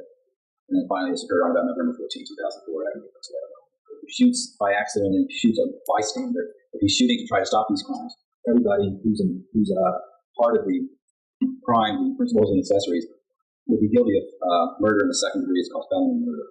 And what we have to show is that Rachelle Waterman committed the crimes of burglary or kidnapping as previously defined in instructions, and I've shown she was guilty of an accessory of burglary and kidnapping. That in the course of or in furtherance of the crime or immediate flight from that crime, any person caused the death of Lauri Waterman, and that's what happened. And that this occurred on about November 14, 2004, at near Prince Wales Island. And that's the situation here. So she's guilty of what's called felony murder. There is a defense to the case. It's an affirmative defense, which means the defense has to prove it. It's one of the few defenses in the law that the state doesn't have to disprove. The defense has to prove the affirmative defense. And what they have to show is that one, Rachelle Waterman did not commit the homicidal act in any way, solicit or aid in his commission. But she didn't commit it, but the evidence does prove that she solicited or aided in committing the homicide. But two, that Ms. Waterman was not armed with a dangerous instrument. She clearly wasn't. Ms. Waterman has no reasonable ground to believe that another participant was armed with a dangerous instrument. She did actually try to kill her, but they didn't know exactly how it was going to be done. So she probably didn't know that she didn't know they were going to kill her. And then fourth, though, she had no reasonable ground to believe that another participant intended to engage in conduct likely to result in death, and she was going to be clearly did. So this defense doesn't apply. There's vehicle theft in the first degree. We have to show, as Mr. Radel and Mr. Radel, that he knowingly drove, towed away, or took the car of another van constitutes a car. That when he initially drove, towed away, or took the car or truck, he had no right to do so, or any reasonable ground to believe he had such a right. He didn't. And this occurred on about November 14, 2004, at Prince Wales Island. That's correct. Now, the vehicle theft, what you have to show as to Ms. Waterman is, first of all, that each element of the vehicle theft was committed by some person or persons, yes.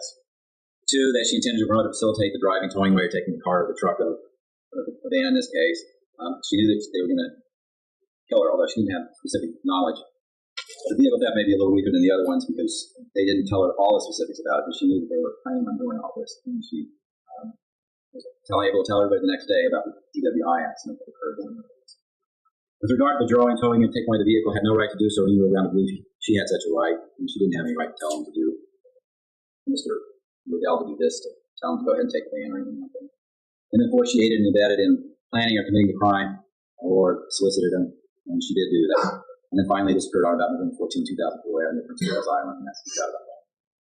As to tampering with physical evidence, as to Mr. Radel and Mr. Arrant, we have to show that Radel and Mr. Arrant both destroyed, mutilated, altered, suppressed, concealed, or removed physical evidence, particularly the death. The fire pile near Hollis site was physical evidence.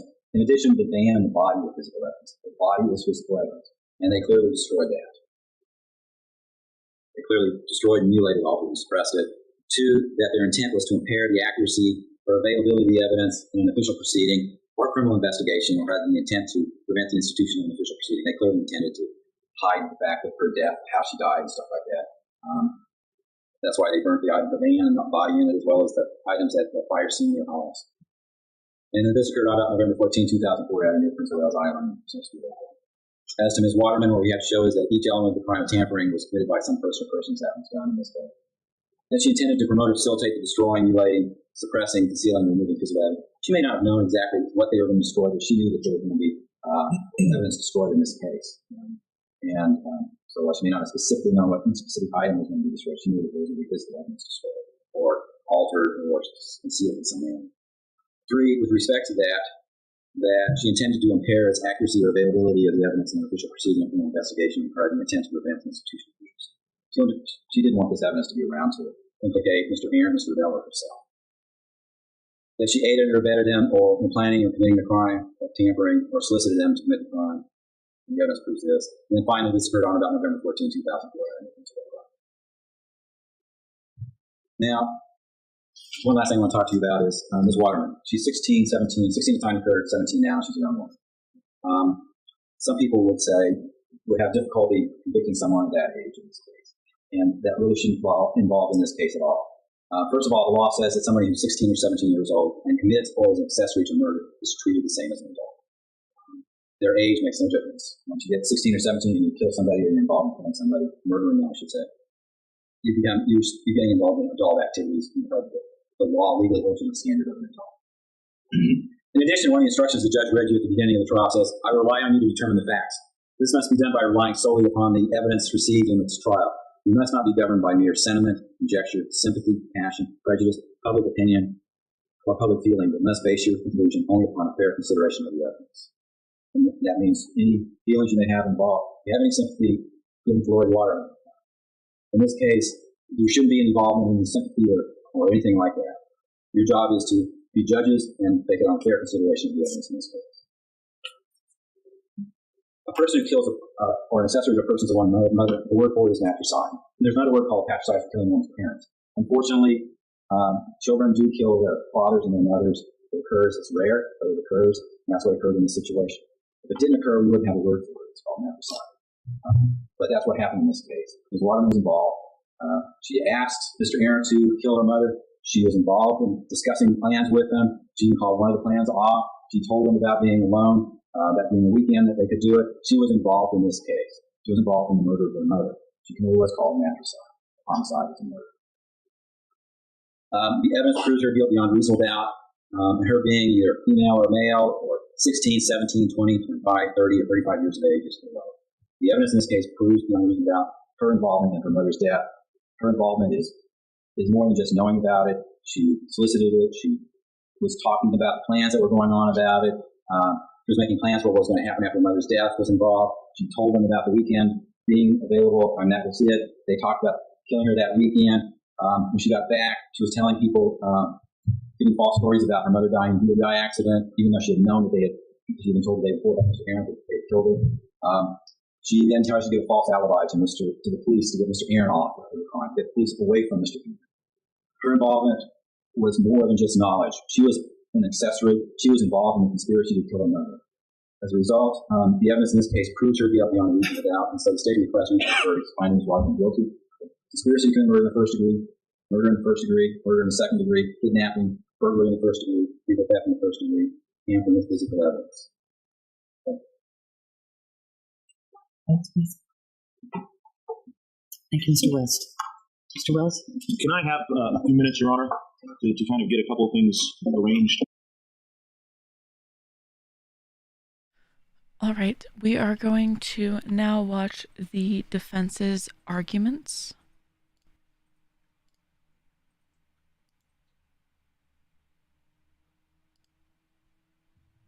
We can.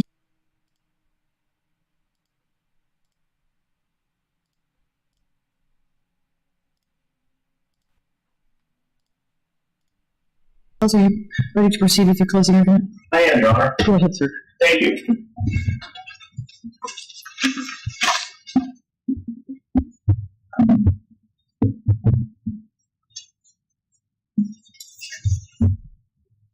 Did Rachelle Waterman want her mom to die? That's the question in this case. Did she want her mom to die? We can talk about elements like this and elements like that, but it boils down, did this teenage girl want her mom to die? No. No, she did not want her mom to die. She did not want her mom to die. We know that from who she is. We know that from what she said. We know that from how she's acted. We know that from what other people have said and the other evidence. The fact of the matter is, ladies and gentlemen, this is not a case of whether Rachelle Waterman is not guilty. This is a case that Rachelle Waterman is innocent. Rachelle Waterman did not want her mom to die. I'm going to explain maybe ad nauseum how we know that she did not want her mom to die. Before we do that, I'm going to deal with the state's case. I'm going to address that. I'm going to show why, even if you believe what the state tells you, you have to find Rachelle Waterman not guilty. You have to find her not guilty. And then I'm going to take you piece by piece by piece. We're going to show why Rachelle Waterman is not only not guilty, but she's innocent. You see, let's start with what the state says is their evidence. And they talk about all sorts of things. They come in and they talk about these letters. They talk about plans. They talk about meetings. They talk about Rachelle's statements. But the fact of the matter is, the cops get there on Monday morning, and they start investigating. They start investigating, and they're looking around trying to find out what's going on. What's happened with this band? Who is this person in it? And they say, well, Rachelle, in the investigation, Rachelle's telling people that at school, her mom died in a drunk driving accident. Well, first of all, there's not any question when she came home, there's an empty wine bottle, that their mom's car is gone and that she's gone. Her dad, Doc Waterman, says, I'm going to go look for her that Sunday night. He says, I'm concerned about what's going on. They go on and they talk about other things. They talk about the interview on Wednesday night, and they say, see, she lies about this sex with Jason, and so we know she's a liar. What teenage girl is going to sit there and admit that sort of stuff? They say she gives a false alibi. You heard Dr. Byer. You heard Stephanie Claus. You heard her friends. They said she was in denial. We talked in voir dire. We talked about teenagers and how they deal with things. We talked about our common experiences. Dr. Byer said, hey, that's normal. That is something that they do. Was Rachelle Waterman giving an alibi for Jason Arrant? No. Rachelle Waterman is saying, you know what? I don't want to accept that my mom is dead. I don't want to accept that Jason did this. I don't want to accept that I didn't see the signs. And so then they go and they get Jason Arrant to talk. They get a glass warrant. They get Jason Arrant to talk some more. Officer Habib comes in. He gets a statement from Jason that says, hey, you know what? Rachelle is involved. And at that point in time, they decide we're going to go ahead and interrogate Rachelle once more. Now, here's what's interesting. And here's why I tell you that the state has essentially no case. It's not me that's saying this. It's not me. It's A. The prosecutor himself at 4:30 Friday afternoon, after hearing about what Rachelle had done, after hearing about the statements on Wednesday night, after hearing about the multitude of times that Jason Arrant changes his story, after finally getting Jason to say, okay, Rachelle's involved, they still say, if we can develop charges. You know what that means? That means that they couldn't at that time. That means that everything before 4:30 on Friday counts for zip. They don't even have enough to charge her. It's not me. It's the state. I've never had a case in which the state says, we don't have enough evidence. Section. He's speaking personally. You could refrain from referring to your personal experiences. It's extremely unusual for there to ever be a case in which the state says, we do not have enough evidence. I'll put SOA for State of Alaska.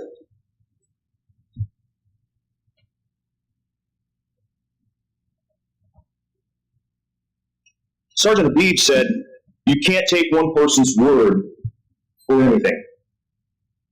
You can't build a case on one person's word. That's exactly what they did, though. That's exactly what they did. They know 4:30 Friday they don't have enough. And so what do? They go and they make sure that Doc's out of the way. We don't have to worry about him. We're going to go pick up Rachelle. And then they go and they use interrogation techniques that border between offensive and abusive, and they break down Rachelle. And they break her down, and they break her down, and they break her down. You heard Dr. Byer talk about the immense psychological pressure. You could see it. You could see it. And again, it's not just me that talks about these types of things.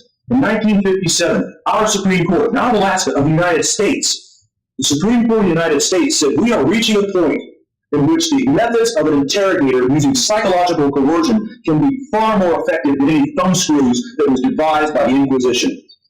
It's not me. It's not some defense lawyer standing up here saying, ignore that man behind the curtain. It is the law. It is the state. I'm pointing out what they themselves have said.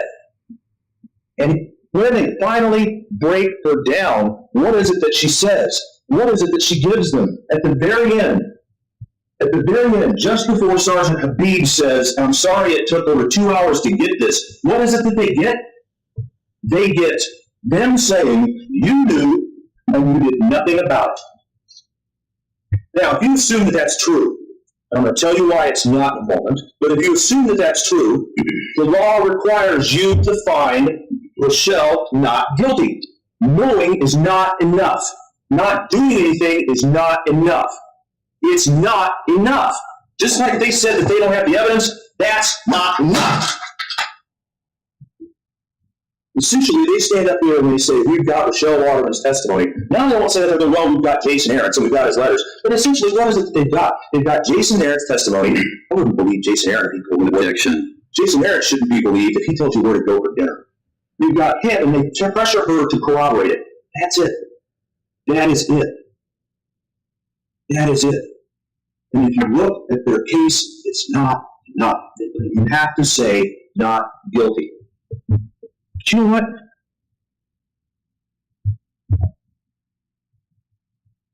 Let's look at what we proved. Let's look at what we showed.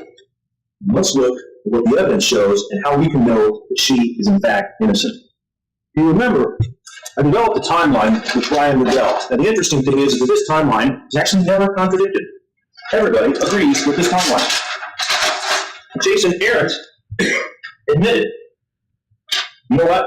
After late September, I never had substantial contact with Rachelle again. He wrote in his letters, I never see you face to face anymore. He talks about their phone calls, they're brief. He talks about how I saw you online to chat when you didn't respond.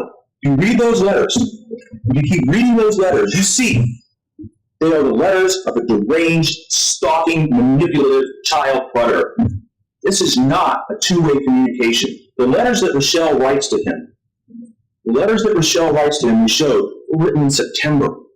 For example, this hunting trip email that they talk about. First of all, you notice how they keep talking about the hunting trip. They keep talking about the hunting trip and say, this is a code word, this is a code word, this is a code word. Remember when I asked them to read the paragraph afterwards? I asked them to read the paragraph after hunting trip. She says, I'm tempted to take the hunting trip myself. That's what my mom is wanting me to do by threatening me. Go out with Ian again, and I know why, because she figures when I'm with him, I won't smoke or drink. Because he would not allow it, even though I've been clean for a while, long while, too long. Also, since he's so controlling, she can ask him where I am at any time. He'd know. Isn't that sad? I told her it's not going to happen. She threatened me, and I think that that's horrible. Oh, I talked to her about you and our night out that we sat at the ballpark, and we decided way back when school started to be just friends. Oh, I'm sorry, I picked those up. Hopefully, after volleyball, you can come over and just watch a movie. How do we know when that letter was written? Because if you look just above the hunting trip, she says, oh, my brother has mono to add to all things.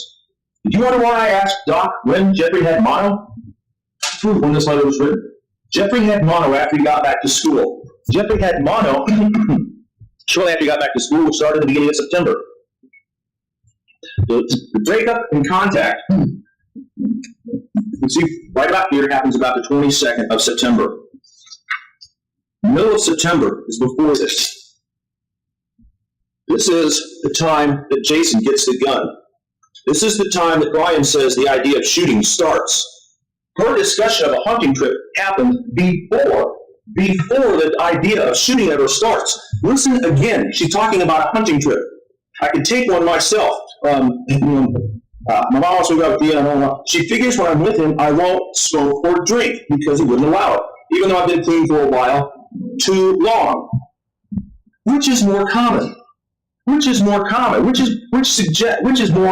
likely to be true? That she in that instance is talking about having her mom killed, or that they're talking about a hunting trip is going out and smoking and drinking. I asked Jason if that could be the case, and he said, yeah, it could be. We all know guys that sit there and say, I'm going to go fishing this weekend, and the line never gets wet. You know what gets wet? Their whistle gets wet because they sit out on the boat and they drink and they come back. And did you have a good time fishing, honey? Had a great time. What did you catch? Oh, about a 12-pack over the weekend. Which is more common? Given that context, which is more likely? What's a lot more likely is that she's sitting here as a 16-year-old talking about going and smoking and drinking. You want to talk about the breakup? Let's talk about the breakup. I'll give you proof that Jason would somewhat realize that there was a breakup. They keep pointing to the letter from September 29th, the letter for Rachelle. It's Exhibit 64. It's on page 2 and on page 3. This is right after that. At the bottom, he says, I have my own little fears too. I'm afraid that you'll take matters into your own hands and be taken away from me. Afraid that you might just get tired of waiting and move on with someone else. Deep down in my heart, I know you wouldn't do that, baby. I know you really do. But like I said, I just feel lost without you, and I let stuff like that slip in sometimes. Have you ever thought about that, me? He ends the letter. He says, you can get rid of me, but I promise that you will never lose me as long as you still want me. I am yours now, and I will be yours forever. Body and soul, blah, blah, blah, blah, blah. Bottom of page 2, middle of page 3 on Exhibit 64. You don't write in love letters, if you still want me. You don't write in love letters, I fear losing you. You don't write in love letters, hey, something's rocky. Unless it's already rocky. Unless it's already rocky. What was it Brian said? He says his computer store opens and Rachelle starts working. This is about the end of June. This is not contradicted. Nobody disagrees with this. The computer store closes. And after this, roughly shortly after that, Brian has no contact with Rachelle. The state wants to say, okay, Brian's testimony is a lot different. How? We listened to it. What did he say? He kept saying, you know what? I don't know anything about Rachelle's involvement. Everything that I heard was from Jason. Jason was telling me this. Jason was telling me that. So was Rachelle involved? That's what Jason said. So did Rachelle have anything to do? That's what Jason said. That's what Jason said. That's what Jason said. He said that then. He said that now. You know what he says now, though? That was when I believed Jason. That was when I trusted. You know what? If I hadn't believed Jason, if I had ignored what he said and I had talked to Rachelle, none of this would have happened. What is that saying? Brian knows that Jason lied to him. Brian knows that Rachelle did not want her mom killed. He knows she's a teenage girl, that she's spouting off, that she's venting, as she described to the police.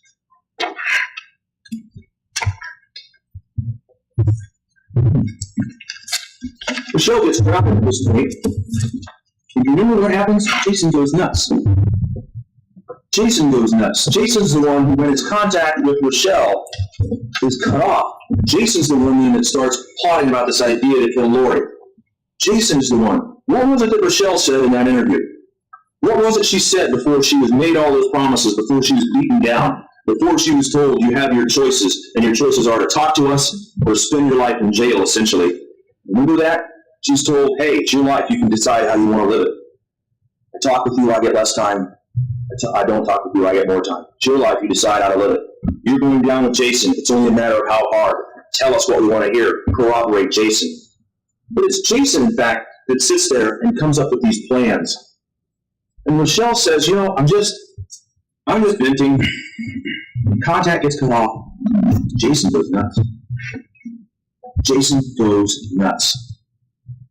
And so, at this point, Jason's telling Brian, we need to do this, we need to do this, we need to do this. Brian's going, why? Why? Why? And then Jason manipulates what Rachelle has said. Look at what he's done. Look at what Lauri has done. Look at this. Look at it. And Rachelle wants this to happen. You remember what Brian said about this? He said, I was floored. I was flabbergasted. I knew her. I knew her. And that didn't seem like her at all. This is the young woman that when her mom gets sick on the plane coming back from Haynes, she gets her mom a muffin and some juice. She takes care of her mom. This is the young woman who treasures the letter from her mom.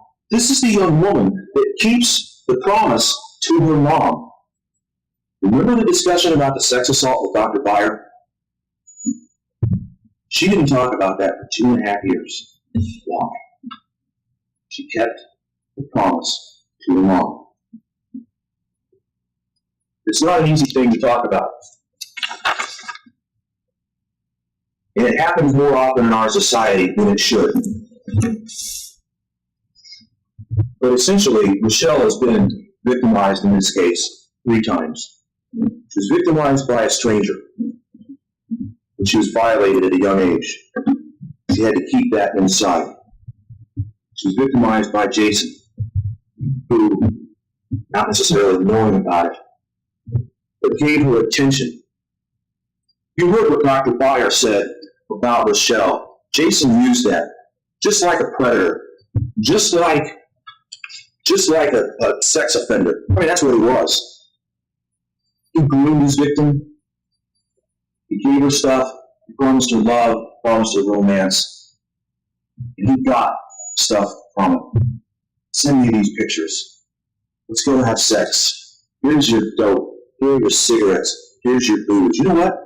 Let me tell you something. In courtrooms all across this country, men that do what Jason Arrant did go to jail. They are brought in and they are sent to jail. And when they are sent to jail, the state does not stand up and say that she manipulated it. The state does not stand up and say she wanted it. The state does not stand up and go, well, looks like everybody had a good time. What's the big deal? That's absolutely offensive. That is disgusting.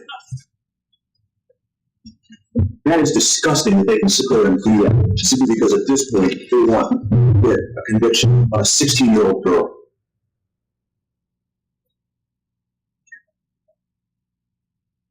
Not let them do that. Rachelle wound up a 3rd time being victimized. She wound up being victimized by the interrogation to which she was subject. She was told again and again and again that the only way out, the only way that they would believe her, the only way that she could see to get that door to open was to tell them what they wanted to hear. What was it they wanted to hear? They wanted to hear what Jason said. Jason, who goes nuts when he loses her.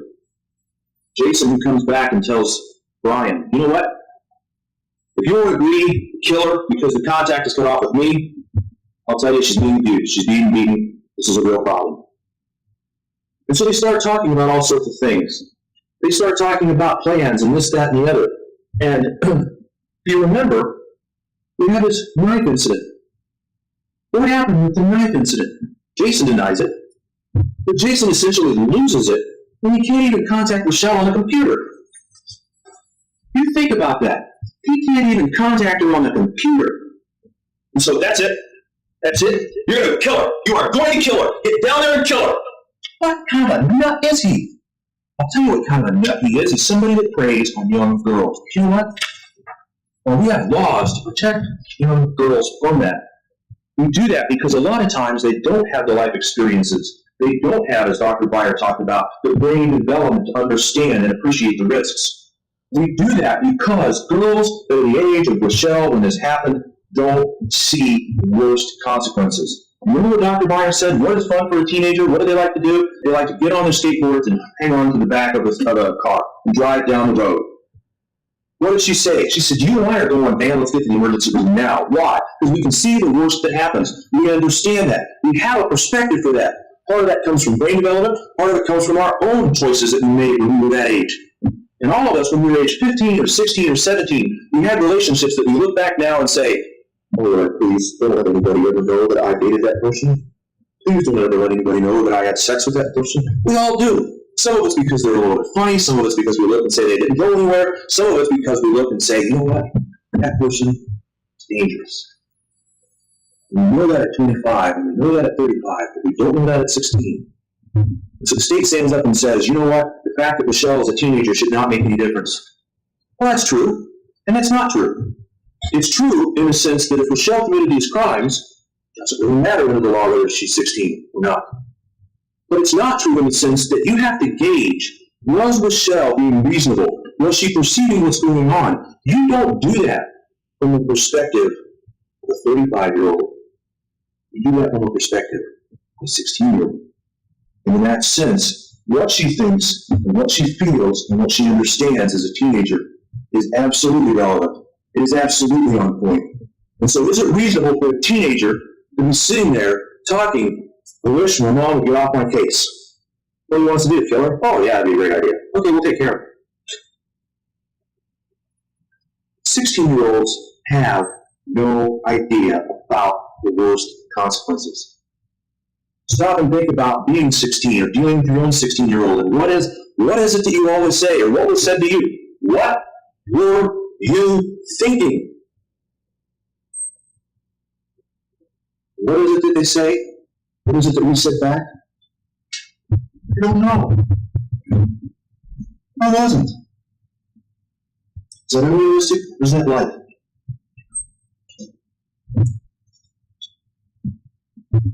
That's life. So, after the incident with the knife, Jason does get a hold of Rachelle. He talks to her a couple of days later. You remember, this was the phone call that even he confirmed. There was a phone call, and he got so mad, he walked in and he picked up a rifle. He says, I just had a flash of anger. Let me tell you something. People that pick up rifles in a flash of anger typically wind up in jail. That is not a normal response. How angry, how misadjusted does somebody have to be that when they're mad, they get a rifle? They get a rifle. And Brian says, hey, I'll do it. I'll do it. Even Jason said at this point that contact with Rachelle greatly diminished. Is it any wonder why? Is it any wonder why? This is the incident with the gun, September 29th, around there. What is it that Rachelle says? What is it that Brian says? And what is it even that Jason says? She happened to reach me. Brian says, she said she wanted it called off. Jason now says, well, she thought that it was too iffy. It was too iffy. But you can see her. I told him no. I told him no. I told him no. I told him no. She tells them 19 times in her interview, I told them no. I did. Why would she tell them no? If she wanted her mom dead, she wouldn't say no. Now, here's the part that I don't understand, that makes no sense. This email supposedly is talking about the hunting trip. The email says that the hunting trip has to be canceled. Well, the interesting thing is that if you read the letter dated the 29th, Jason's parents have been out of town.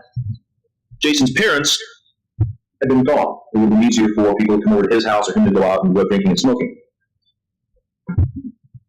Everybody says that the phone call from Rachelle just happened to come about. She called Jason for something else. She called it from community drama. And he says, oh, Brian's going to go do this. And she goes, what? Yeah, Brian's going to go out. Are you out of your mind? Well, no, I didn't want this, you idiot. Get out there and stop him. Well, I don't know about yes, you can get out there and stop him. Get out there and stop him. Notice, Jason never tells her what happened. Jason never says why it got stopped. She says to the cops, I thought it was because I told him no. That's when she learns, no, it's because Brian forgot the bolt. Actually, Brian said, if you remember, he says, I didn't know if I was going to do it or not. I was sitting there thinking about it. Now, she happens to call him after school for community drama. The email is dated at 12:30. It's dated in school, and it's sent to her home address. If the hunting trip means the plot to kill her mom, why does it come 2.5 hours before the phone call? If the hunting trip means the plot to kill her mom, why does he send it to her home address? That doesn't make any sense to me. And it doesn't fit. It doesn't fit. As we go through this, I want you to I'll point out all the little places where Jason's testimony does not fit. The state says we corroborated everything. No, they didn't. They corroborated everything that's not in dispute. They corroborated everything about Jason's role in the murder. They corroborated everything about Brian's role in the murder. They corroborated everything about Jason and Brian planning it. Fine. They did not corroborate anything about Jason and Rachelle. Now, at this point here, Rachelle says, don't do it. Brian says, So get a hold of her and let me know. Doesn't hear anything. In fact, Brian says, I didn't know what was going on, and he hikes out to Jason's house, and she says, no, this is again from Jason. This is again from Jason. What's going on? At this point, she's grounded. He says that she's grounded. So Jason's accepting at this point the lack of contact is because of grounding. When does Brian talk about it coming back up? Late October, early November, what was happening with this? The end of the grounding. The end of the grounding. This is Jason that stands outside her window at night. This is Jason at 2:30 is describing her stereo lights. It's describing what he sees in her room. This is Jason that's saying, I watched you doing this. That's a stalker. I'm sorry, there's no other word for it. He's stalking her. He's stalking her when she's 16 years old. Who's got the motive? Who has the motive to kill Lauri Waterman? Rachelle? What is it that everybody says? Trooper McPheron asks about this. She says it's getting better, the relationship with Lauri. Stephanie Claus said, I saw them in Hames around the end of October. They looked fine. In fact, she said, it floored me when this happened. I couldn't put it together with what I had seen. All of her friends said she's acting like a normal teenage girl. They seem to be getting better. If she calls it off at the end of September when things have not been necessarily so good, why does she want it to go forward in the middle of November when things are getting better? And even Trooper McPheron says, so you asked this guy that you're breaking up with to get rid of your mom when the relationship is getting better. That makes no sense. That makes no sense. But what else did Trooper McPheron say? He said sex is a powerful motivator, especially for 25-year-old males. And everybody on this jury that has been a 25-year-old male, or everybody on this jury that has had experience with a 25-year-old male knows that is absolutely true. And I ask you, which is more likely? That Rachelle Waterman said, get rid of my mom because she's a little hard on me? Or Jason said, I'm getting rid of Lauri because I can't have access to Rachelle and I'm not having sex with a 16-year-old girl anymore. Judge read today an instruction about motive. It's not an element of the crime. They don't have to prove it. I admit that. But you read that and it says, absence of motive may tend to establish innocence. While presence of motive may tend to establish guilt. Jason had a motive. And by this point in time, the grounding's over, and he knows he doesn't want to accept it. Rachelle is not talking to him. She's not calling him like she did. She's not answering him. She's not coming to see him. He said the contact was cut off substantially. Rachelle said that. Brian said that. And he says, all right, we're going to go ahead and do this plan. Let's do this. Let's get rid of Lauri Waterman. Brian says, once again, this is motive. This is motive. Brian says, hey, why don't we wait a couple of years? You wait a couple of years, she'll be 18, mom won't have any say in the matter. Jason says, if I wait 2 years, she may not want me. Why? Because he knew he was nothing more than a high school janitor, Marine Corps dropout that sat around and played video games and smoked dope with his buddies. And Rachelle Waterman at 16 is going, he's 25 years old and interested in me, and at 18 she's going to say, he's going nowhere. He knew. He knew. He knew. He manipulated Rachelle. He manipulated Brian. I mean, it's a perfect plan. He knew Brian. He knew Brian would believe whatever he said. He knew Brian would do whatever he said. He knew if I can keep Brian from Rachelle, I can convince Brian, because of his background and because I am his blood brother, I can convince him that this is happening. He's already told me I'm not going to kill anybody unless somebody's life is in danger. Okay, what do I need to do then? Brian could not have said anymore if he had held up a big sign. Hey, Jason, here's what you need to do to persuade me to kill Lauri. Here's what you have to say. He didn't know it, but he might as well have held that sign up. And so, when Jason wants Rachelle, he says, I know what to say. She's in danger. What was it that he said at the gun incident? Rachelle just was threatened with her life. You know what? Rachelle admitted she embellished the tension and what happened with her mom. Rachelle admitted that there were times in which it was pretty tough between them. Rachelle continued at first at the interview to talk about her mom that threatened her life with a knife. But when did she say that happened? If you go back and you look, she said that happened a long time ago. Rachelle never, anywhere, says, my life was threatened in late September. She doesn't say it. She does not say that that's what happened. What does that mean? That means this is more crap from Jason to try and manipulate Brian. So, Jason says, let's do it.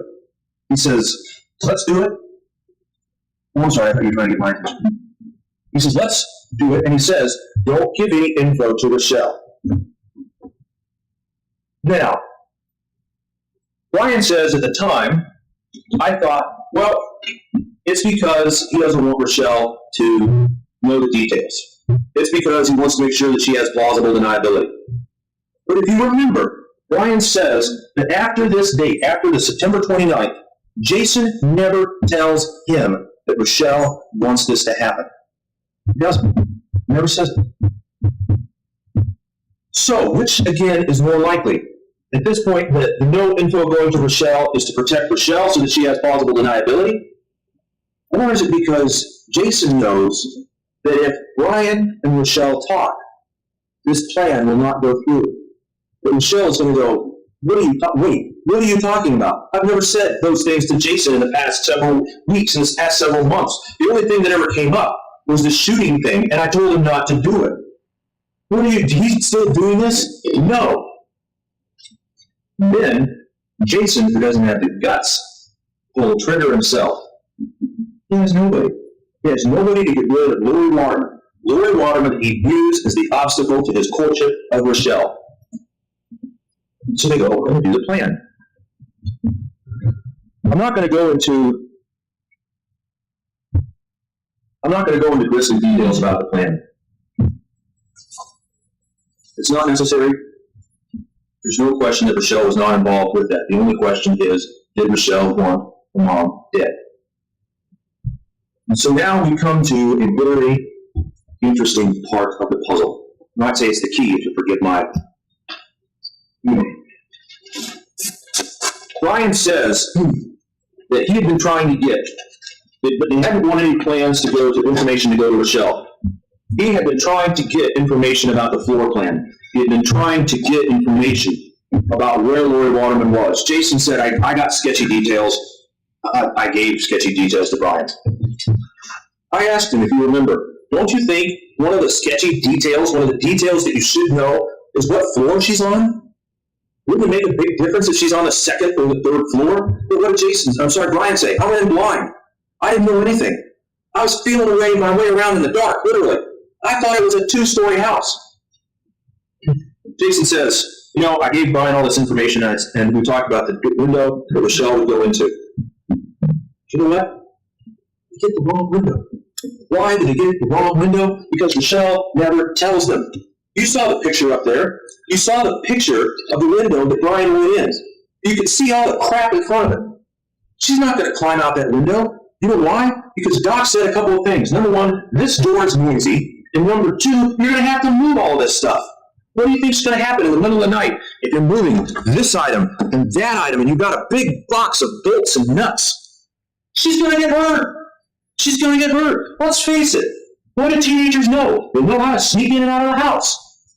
They know which stairs creak. Okay, you can walk up the middle on the first floor, but then you got to go to the side on the fifth. They absolutely know that. If they wanted details, this is the best source of information about the house. And it's not there. You know what? There's also a big difference between trying to get out of the house and trying to get into the house.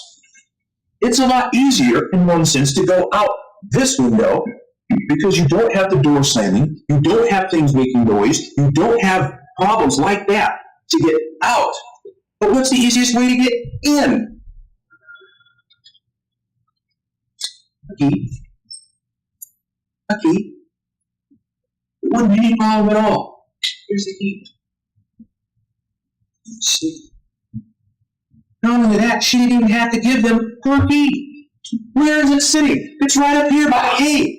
She could have said, where's the picture? She could have said, you know what? Listen, go to the back of the house, and I'll show you. The key is right here. You'll see this when you get back to the jury room. You can see the arrow. There's the key. Take it. Go into the house. My mom's on the 3rd floor. You can kill her if you want. It never happens. It never happens. Why? Because Jason's not talking to her about killing her mom. Jason's not talking to her because Jason knows that she does not want her mom dead. It isn't that she wants her mom dead. It's that Jason wants Rachelle. It's that Jason wants Rachelle. So Rachelle comes back. Rachelle comes back. Now what's interesting is Jason doesn't know what the phone call between the two of them was on Sunday or Monday. So they chatted for a little bit on Arrant. And Rachelle says there's no phone calls on Sunday. But then the troopers press her, and finally they say, there was a phone call. She says, yes. Was there a phone call on Sunday? I don't know. I think it's possible to tell. What we do know is there's a phone call on Monday. And that phone call and Jason's behavior are very, very interesting. You see, Rachelle goes to school. Mom's gone. Her dad's talked about the wine bottle. Her dad's called the police and said, I'm concerned she's in an accident. And Rachelle will say, I'm concerned. It's getting all over the school that there's a van, there's a burned body in it. It's all over. They send her a card. She's crying. She calls Jason. Why does she call Jason? What does she say? She says, what happened to my mom? Do you know what happened to my mom? Because there's a seed in the back of her mind. This cannot have happened. I don't want this to have happened. I'm going to ignore this. Don Pierce, her godfather, comes. He comes and she is sobbing. She's absolutely sobbing. What's Jason's behavior? Jason that has kept the relationship kind of quiet. Jason that has kept it in the back. It's not the case now. Jason barges right past him. And he's trying, once again, to separate Rachelle. He's trying to isolate Rachelle. Just like he isolated Rachelle from Brian to prevent the plot, make sure the plot went through. Just like the troopers isolated Rachelle so that she would tell them what they wanted to hear. Jason is trying to isolate Rachelle at this point. Why? Why? Because he wants to make sure that she doesn't give him up and murder. He wants to make sure she keeps quiet. And she sits there and sobs, and Don Pierce takes her home. And Rachelle says, this cannot be happening. You heard Dr. Byer. You heard Dr. Byer talk about denial. You heard her friends talk about denial. We talked, if you remember the voir dire, we talked about denial. And I asked about teenagers in denial. I asked, does anybody know, say a teenage girl that has gotten pregnant, and despite all the signs, their pants aren't fitting, they're going through the changes. I mean, I don't want to be indelicate, but I'm sorry, women know. Women know. But when you're 16 and you don't want to be pregnant for whatever reason, you have a capacity to put on blinders like you don't at any other time in your life. And just like a 16-year-old can say, the worst won't happen to me when I grab onto the fender of a car and I have a skateboard, and just like a 16-year-old with a slowly swelling belly can say, it's not happening, it's not happening, it's not happening, Rachelle Waterman can say, no, no, no, no, no.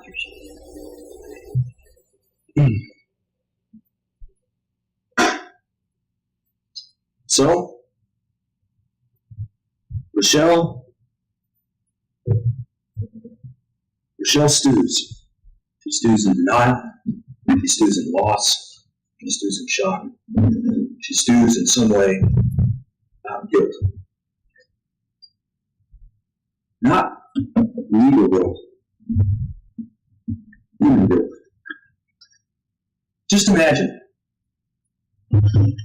Imagine Lauri and Rachelle have a big fight. And Rachelle says, I'm just sick of this. I wish you want my mom. Lauri Waterman gets in the car. She drives down the road. brakes fail and she's in a crash. Somebody broadsides her. She has a heart attack and she dies. What's the last thing that Rachelle ever said to her mom? What's going to happen to her for the rest of her life? She's going to carry that guilt around. It's human. It's absolutely human. Rachelle sits there and she stews. And the state sits there and says, look at her behavior. It's not normal. You know what? I defy anybody to tell me what is normal in that circumstance. We talked about confirmation bias in voir dire. I talked about how people see what they want to see, how people interpret matters the way that they want to interpret them. It's exactly what's happened here. It is exactly what has happened here. From human experience, from many years of being male police officers, these male police officers said, you know what? I, as a 45, 50-year-old police officer, would not do this. Therefore, it must not be true. That's not the standard, though. That's not the standard. The question is, would a 16-year-old girl do this? Would a 16-year-old girl do this? The answer is yes, she would. She absolutely would. I'm going about an hour. I don't know. Do you need a break? If we could take a break at this point, Your Honor, it's also a good place. Please remember the admonition. Don't discuss the case even with one another. Avoid contact with the parties, witnesses, and others. I don't know if you've had a chance to talk with one another about what you'd like to do in terms of deliberation schedules. And again, I'll leave that to the group to decide. But this break might be one thing that I heard some this morning in closing arguments by both counsel. I have not been able to carefully watch exactly who to explain the need for 12 jurors again to decide the issues that have been presented. Refuses to accept what Jason might have done causes. And the problem that I said with this case is that it was investigated by two people, primarily. Never been a 16-year-old girl. What they do, which is what all of us do, is imagine themselves in circumstances. They think, what would I do? What would I do? What would I do? Without the experience of being a 16-year-old girl, of having those troubles, it's very hard for officers to understand why Rachelle behaved the way she did. That's why Dr. Meyer came in. Why Dr. Meyer said, look, all of that is consistent with denial. It's consistent with shock. It's consistent with grief. The state wants to say, no, it's not. It is only consistent with matricide. They point out that matricide is a word that means the killing of one's mother. And matricide is very, very rare, particularly by girls. It's extremely rare. You can gauge how rare this type of thing is because for the first time since the Exxon Valdez case, national media attention is focused on Alaska. That should tell you just how rare it is, the idea even of a teenage girl killing her mom is. On the other hand, we tell you, no, it's not a teenage girl that wants her mom killed. It's a teenage girl that doesn't have the experience to realize a bad relationship. It's a teenage girl that doesn't have the experience to realize that she's playing with fire with Jason Arrant. That this isn't just a friendly relationship, but this is somebody that's dangerous. That this is a teenage girl who said things and felt things and thought things that teenage girls think, feel, say, and it got used against her. Now, one way that you can decide this case, or one factor in deciding this case, is how realistic. How realistic is this? When we talk about proof beyond a reasonable doubt, that means there can't be a doubt based on common sense or experience. I don't like to sit here and say there's reasonable doubt because there's plenty of evidence that Rachelle is innocent. If I stand up here and say, you know what, there's reasonable doubt, what I'm saying is you can't prove it. If I say you can't prove it, I'm saying she's guilty. And we all know that's how it works. That's not the case here. But you can look at common sense and experience and say, which story makes more sense? Which is more grounded in the common reality of humanity? Let's talk about that.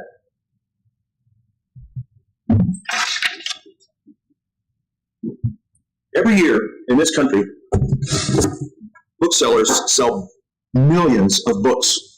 This happens to be a university text, Understanding Child Behavioral Disorders. We go on. Parenting teenagers. Repeat after me. You and your adolescent. How to live with your teenager. Here's another one, How to live with your teenager. One is 52 Steps to Success. This one is a survivor's guide for parents. We've got Between Parents and Teenager. We've got When Families Fight. We have The Psychology of Women. We start getting into some other issues. Men who hate women and the women who love them. Girl power. Young women speak out. Parent-teen breakthrough. Girls are equal too. Codependence, misunderstood, mistreated. Parents, teens, boundaries, how to draw the line. How to parent your teenager. The Cinderella complex, the myth of women's masochism. Women who love too much. Every year, we literally have millions. I mean, this is it. You want to talk about the tip of the iceberg? You want to talk about the tip of the iceberg? This is the tip of the iceberg. I could fill the well of this courtroom up with books on giving advice for parents and teenagers and for people in relationships, particularly on how to avoid bad relationships. Who's standing up here saying some far-fetched theory? It's not us. These books would not sell millions of copies if these weren't everyday common problems of men and women and teenagers across this country. These books would not sell copies, millions of copies, if people across this country did not say, there are some problems in my relationships. I don't seem to recognize dangerous relationships. Which one is more common? There's, 15, 20 books there. How many hundreds, how many thousands more could I have gotten? It's a tip of the iceberg. Well, I'm not saying some fancy, crazy, made-up theory. I'm not talking about that. I'm talking about something that we see every day. I asked you if you remember in voir dire what it would take to make you say something you hadn't done. I asked whether you think that would be easier for an adult or a teenager to be manipulated. We all said agreed it's easier for a teenager. Why? Because they don't have the experiences, because they are more vulnerable. That's why we protect them. Why we have laws that you can't have sex with them when you're over a certain age. That's why we have laws that you can't take pictures of them because you're not old enough to give consent. That's why we say, listen, you can't have surgery. As a surgeon, you can't operate on somebody under the age of 18 without parents' permission. You can't sign a contract. You can't buy a house. You can't buy a car. You can't do these things because we understand that teenagers don't always see the consequences of their actions. Rachelle Waterman did not see the consequences. What would happen if she was made to agree with Jason's parents' statement? Now,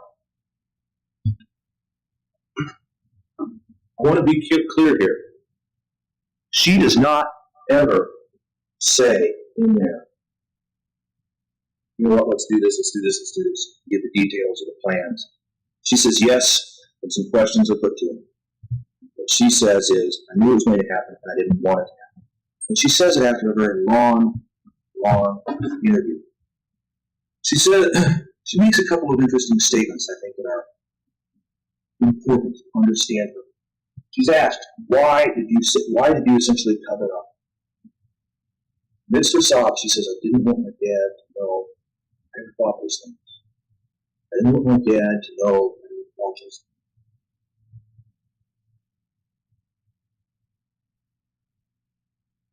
That's not a surprise. She didn't tell her dad about some problem she had with mom. She didn't tell her dad about the sexism.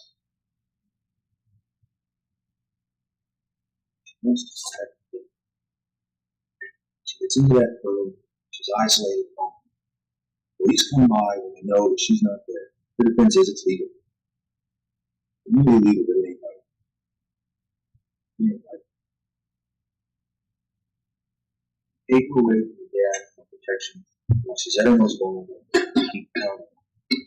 keep telling her, they're giving her, here's what we know. How do they know what to know from Jason Arrant? We're going to talk about a statement in a little bit. I'll go through it. But I want you to know that you cannot convict Rachelle Waterman unless you are convinced that Jason Arrant is telling only the truth on that stand. If you have questions about what Jason Arrant said, you have to find Rachelle Waterman not guilty. And let's face it, Jason Arrant was a lying sack of snitch. There was no two ways about it. They get Rachelle in there, and they start talking to her. Now, here's where the timeline becomes important. Here's why I went through the timeline first. They say, you knew. He said, yeah, I did. You did nothing to stop it. She says, no, I did something to stop it. It was back and forth. When did she know? When did she know? She knew when she called Jason, when she happened to call Jason. And he said, Brian's out there now. She says, stop it. He says, stop it. I don't want it to happen. You go back and you read that interview, and it's clear that by the end, we're ping-ponging. We're ping-ponging back and forth. And she's mixing up things that happened in September, things that happened up in November. It's clear that the interview techniques have worked. Remember what Dr. Byer said? Under this intense pressure, when somebody is given just this overwhelming mountain of evidence, so to speak, they're told again and again and again, we have you. It's not a question of whether you go down, it's a question of how hard. You have a choice. You can act like a grown woman and admit the truth, or you can act like a little girl and lie. 16 years old. That is demeaning. It's one thing to say you're not mature enough to buy a car. It's another thing to sit there and say, little girl. Calls her a drama queen. And nothing lies. Points, yells. Not going to do this. Whenever she says no, I'm trying to stop it. You say, you know what? She's talking about this. She's talking about this. If you look at Brian, if you look even at just old information that's supposed to go to Rachelle. Problem is, Cooper's not asking the right questions of Brian. He sat there and said, you know what? They never asked me this. They never asked me. Okay? I told them what they wanted to know. They didn't seem to want to know that. And we never start at the beginning. Okay, let's talk about this. When did you start? And when? And when? Okay, when were you doing it? And was this still going out? And were you doing this? And then here's a great question. When did you ask Jason to kill your mom for you? It's like the old Groucho Marx routine. When did you stop beating your wife? When did you stop beating your wife? You go back up. I don't know. August? Here. Stop. Here it is. Some answer. We will go away. We will leave you alone. They break her. They break her. By the end, she sits in that room for an hour. Sobbing. Sergeant McCurry comes in and she says, yes, stay here.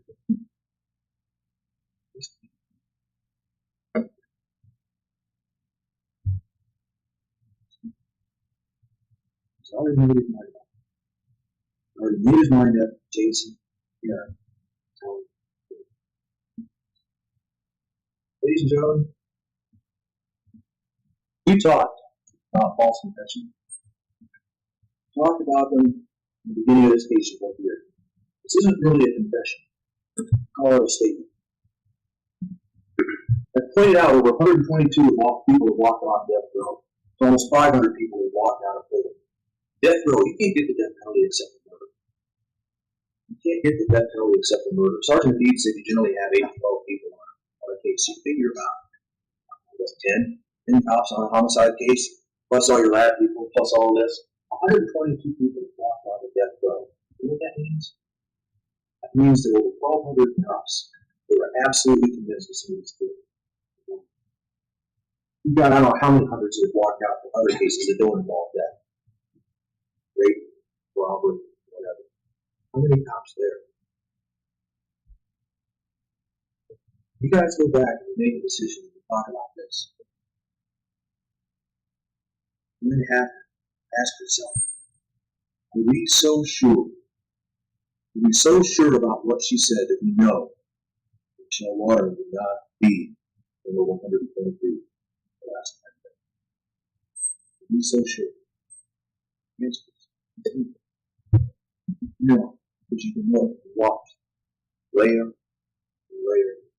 layer of defenses, stripped, beaten away. Stripped and beaten away in an effort to get her to corroborate what Jason said. At the end, she doesn't do it.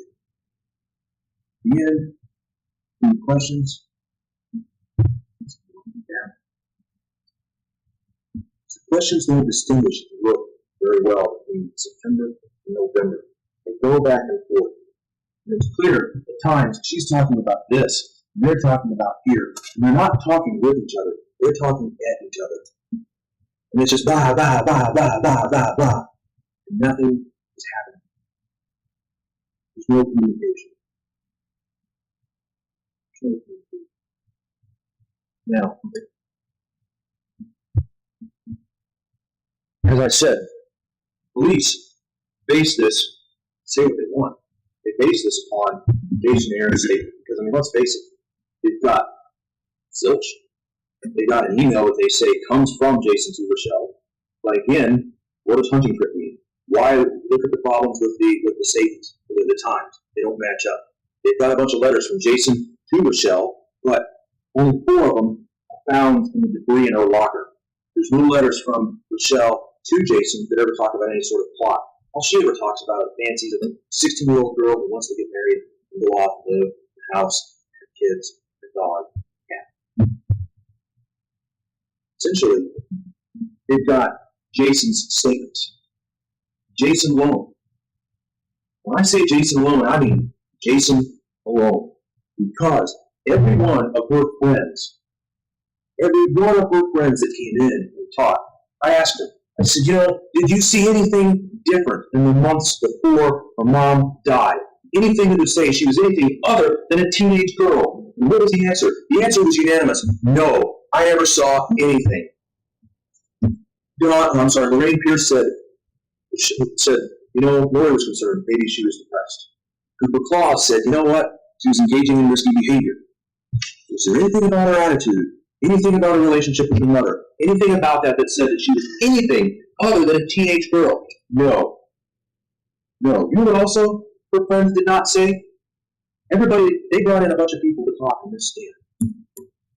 Sergeant Habib, in the interview, asks her, he says, you're telling people that your mom died in a drunk driving accident. She says, I'm a pessimist. He says, you're telling people that you're not going to do your mom's laundry. You know what? Nobody on the stand said that. Nobody ever said that. What is Rachelle's response? I'm joking. I'm bitter.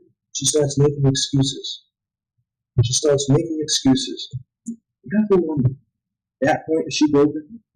At that point, is she already parroting back what they're saying? Every one of her friends that came in said, you know what, Rachelle seems fine. So, again, Rachelle's either the most cold-blooded, psychopathic bitch monster that's ever walked the face of this earth. She didn't know. She didn't know. Jason said she was getting really nervous. She was getting paranoid. She was getting fidgety. Well, let's see. Ian Lindrum didn't notice it. John Wilburn didn't notice it. Stephanie Claus didn't notice it. Amanda Boswell didn't notice it. Katrina Nelson didn't notice it. Don Pierce didn't notice it. Lorraine Pierce didn't notice it. Cooper Claus didn't notice it. There's 8 people. Remember what I asked Jason about every last one of them? Between you and every one of these 8 people, who is trying to salvage the remainder of his life? He said me. Said me. He gives other details. And so this is part of the problem when you wind up with such a vague theory for prosecution. You wind up with such a vague theory of whether Rachelle should go to jail or not. It's really easy to sit there and point, because Jason was there, Brian was there. We know what they did. We know we can sit there and say, here, we've got the evidence. But by and large, with the way that this case is set up, what evidence are we going to have of Rachelle? We're going to have statements. You think a 16-year-old kid's going to be smart enough to get everything off the email, particularly when Jason, if this is what the plan means, when Jason's got it on his computer? You think if they're sitting there really talking about this, and if this is what they want, That her computer would turn up empty? No. No. The fact is, the state comes in and says Jason's computer has the letters. Jason's a 25-year-old man. Jason knows a lot about computers. If those letters deal with the plan, he wasn't very smart about getting them off his computer. Why should we think Rachelle's going to be any smarter? There's nothing on her computer. There's nothing from her house. What ties her is Jason Arrant. Jason Arrant was looking to salvage the remainder of his life. He's looking to sell a teenage girl. Essentially, if he can't have her, nobody else will, particularly if it means that he can get out of jail. You heard Brian Radel. You saw his demeanor. He's facing the maximum punishment. He's facing maximum punishment. 99 years in prison. Jason has a cap of 50. That means that he can ask for it to go lower. He can ask for it to be less. Remember what he said? We were talking about convictions. He said, if I remember correctly, he thinks, again, it's not important whether it's true or not, it's important whether he thinks it. His chances of the court accepting his plea are better. Rachelle is convicted. Ladies and gentlemen, huge motive to lie. You can say what you want. That is a huge motive to lie. And nothing that Jason has said about Rachelle, his involvement with Rachelle, has been corroborated. He talked about how he went to see Rachelle at the school. And he said, I went in and talked with her, and then I left. Now, what Don Pierce said, he has a motive to lie. He was trying to salvage the remainder of his life. He said, I drove up to the house, and then I see Chief C, and he says, hang on, and so I waited. It's not what Chief C said. It's not what Don Pierce said. They both said, he left. The fact of the matter is that Jason didn't change his story about Rachelle's involvement until after he had made 6 different statements. He makes a statement to the police on Wednesday morning and says, don't know anything about it. He comes back Wednesday afternoon and says, it might be Ian Lender because he was pretty angry. He comes back Wednesday night, actually calls them and says, I was just assaulted. And the person said, something worse will happen to Rachelle. So the police talk to him then on Thursday. He says, well, I know who did it and gave him a ride. He gets a glass warrant and says, you know what? Listen, Rachelle had nothing to do with it. And he gets statements from Brian. And then they come and they talk to him on Friday. And they go through it. And he says, okay, I did it. I planned. I was going to keep her safe. Why do you think he's saying I'm going to keep her safe? Because he can't say I'm going to keep her because I want to keep having sex with her. He can't say I want Lauri out of the way. I want Lauri out of the way because, listen, I view Rachelle as my sexual plaything. And when she's gone, I'm taking action.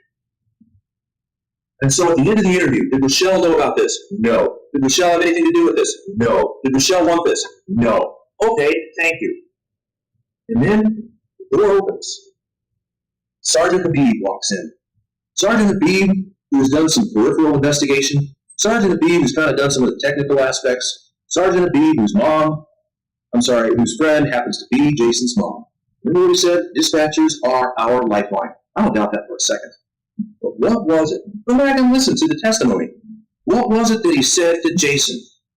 He said, I could walk away from this. I could walk away and say, case fucking closed, man, but it's not. Because I got too much respect for your mom to believe that you did this by yourself. I got a question for you. What does Jason's mom have to do with this case? Why does his respect for Jason's mom mean that Jason couldn't have done this by himself? You know what? In our system, Lady Justice is supposed to be blind. You've all seen the statues. She holds out the scales. In one hand, she's got the sword in the other. And what's around her face? A blindfold. Why? Because in our system, it shouldn't matter who is up there. In our system, if you're guilty, from the President of the United States down to somebody that is homeless, anywhere in between, if you're guilty, you should go to prison. Not to Sergeant Habib, though. Not to Sergeant Habib. Hey, Jason, listen, I know you got copies of your hand in the cookie jar. I know this is number 1. I know you're looking at decades in prison. But I have too much respect for your mom to believe this. I have too much respect for your mom to do this by yourself. I have too much respect for your mom. But you know what, ladies and gentlemen? You should have too much respect for the oath you took as jurors and for the oath that you deal with in deciding this case to let that crap go on.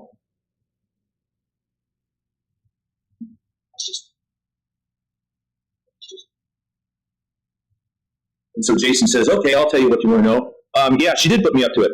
And here's what happened. And he mixes enough truth in with his lies. For example, about the September 29th incident, when Rachelle calls him and says, what are you doing? Stop, I don't want this. He goes on. He says, yeah, we planned it. She told me all this. She told me how to get into the house. Again, you start talking about how she would sneak out of the house in the garage. And that's the window she told me to go out. Remember I asked him, I said, if she wanted her mom dead, wouldn't it be easier to give you the key? Jason wouldn't have to take all of that stuff in. He said, I'm not an expert in planning murders. Yeah. Fact of the matter is, ladies and gentlemen, Jason is absolutely, completely, when he talks about Michelle. He made it clear he was out to save his own life. His actions show him to be predatory, show him to be a stalker, show him to be a manipulator, show him to be a liar, show him to be a murderer. I don't know about anybody else. Right now, smell that brimstone from the depths of hell. There's a state made a deal with the devil. That devil is Jason Arrant. They bought his testimony. They bought his testimony to implicate a 16-year-old girl. Bought his testimony to implicate a 16-year-old girl who Sergeant McBean's not going to let his son in front of his go down and murder did such a harsh sentence. Vic Rachelle was saying he had no doubts about Jason Arrant. He's giving you plenty of reasons to doubt it.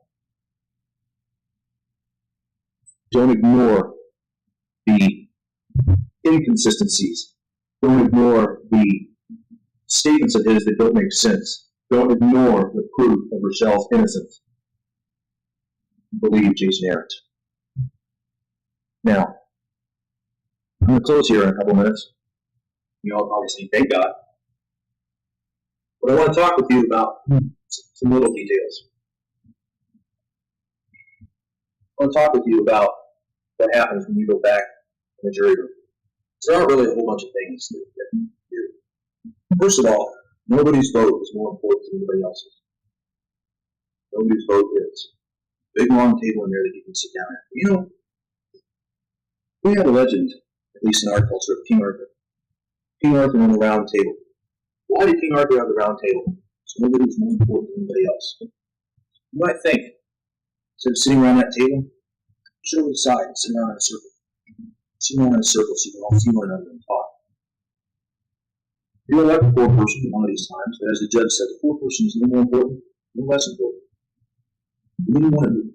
The poor person is just the person that decides the form meeting things. You all make this decision. You all make it based on your own experiences, based on your own perceptions, based upon what you have dealt with. I don't know what you're about to go through. In our system, we don't let anybody be punished. We don't let anybody be found guilty until not the police, the prosecutor, the judge, the jury. Jury for years says there is no doubt. There is no doubt about this case. There is no doubt based on reason, common sense, and experience. If you look at Rachelle and say she's a 16-year-old girl, and everything that she does is explained by being a 16-year-old girl, she did what her mom did, you have to say, not guilty. I'll tell you something else I would suggest when you go back there. Judges give you all instructions. Best place to start is instruction number 11. Instruction number 11. Because that's what the law says. It says that you start with the presumption of innocence. What that means is that you put on a sort of goggles to deal with innocence and you look at the facts. Does innocence explain these facts? If it does, you say not guilty. If you have questions, if it doesn't make sense, then you put on much more narrow goggles to deal with guilt. Even then, you don't say guilty. You only say guilty if after you put on narrow goggles of guilt. It's absolutely clear. If you put on the narrow goggles of guilt and it still doesn't explain, you have to say not guilty. So I would start with instruction number 11. I would also ask you not to take anything that I have done hold it against my client. I'm flamboyant and dramatic as a little white man. This is the most important decision that Rachelle Waterman has ever going to experience. It's not even perfect.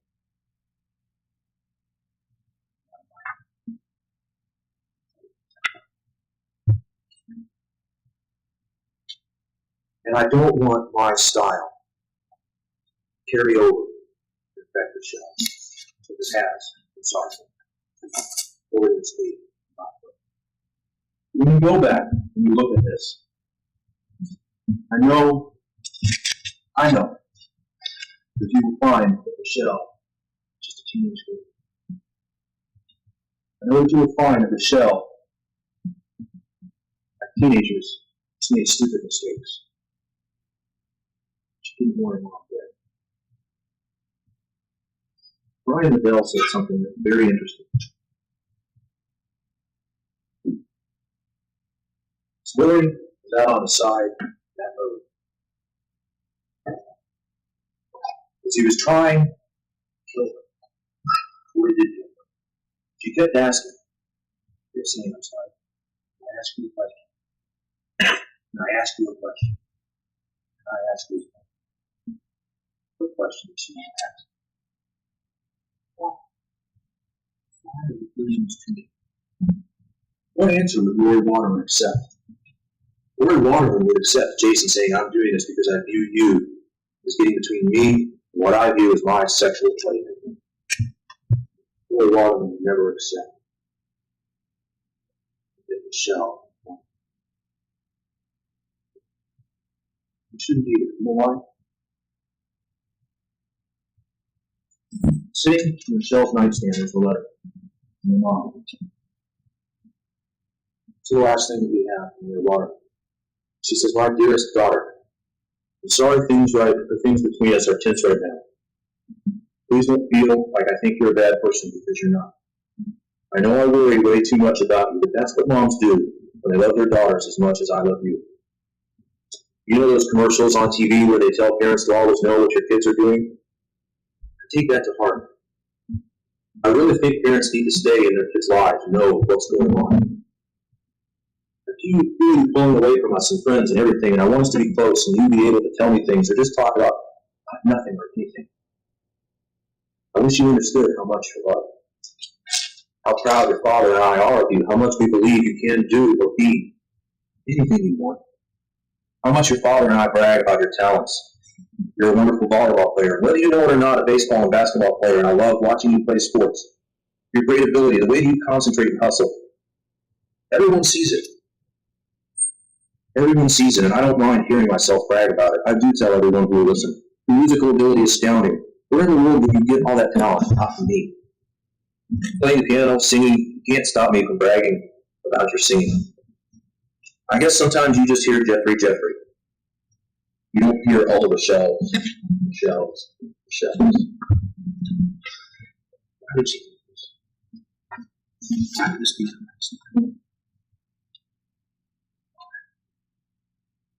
Because she loved her mom. It's because she did not want her mom to die. You know, this is going on long enough. It's time to put this together. So can't bring back Lauri Waterman. And reunite Rachelle for dad. That's what we do.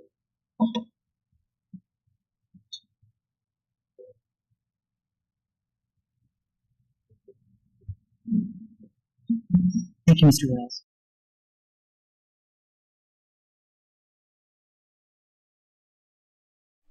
Alrighty, that wraps up the closing arguments.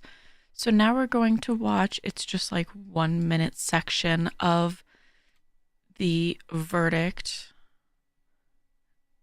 The jury deliberated for many, many days, and this is the conclusion of that. Please rise.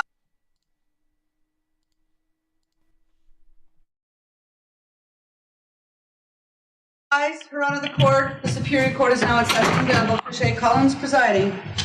Please be seated.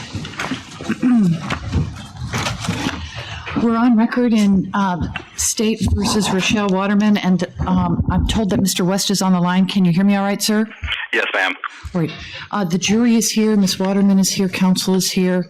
Mr. Gullifson is here with the Juneau District Attorney's Office. I've received your note, ladies and gentlemen of the jury, and it is not my desire in any way to inquire about how the jury might stand numerically or otherwise, or anything having to do with the state of your deliberations. Your message reads that we are unable to reach a decision on all counts. I'm fully aware that you have been deliberating for 7 days, not so much as leaving for lunch. But the law does require that I at least inquire as to whether there might be some chance of forward movement. And in doing that, let me refer to instruction 43. And basically that instruction, which you all may have memorized at this point, but it reads that as jurors, you have a duty to consult with one another and to deliberate with a view toward reaching an agreement, if that can be done without violence to individual judgment. Each juror must decide the case for himself or herself, but only after an impartial consideration of the evidence with the other jurors. In the course of deliberations, a juror should not hesitate to re-examine his or her own views and change his or her opinion if convinced it's wrong or erroneous. But no juror should surrender an honest conviction as to the weight or effect of the evidence solely because of the opinion of the other jurors or for the mere purpose of returning a verdict.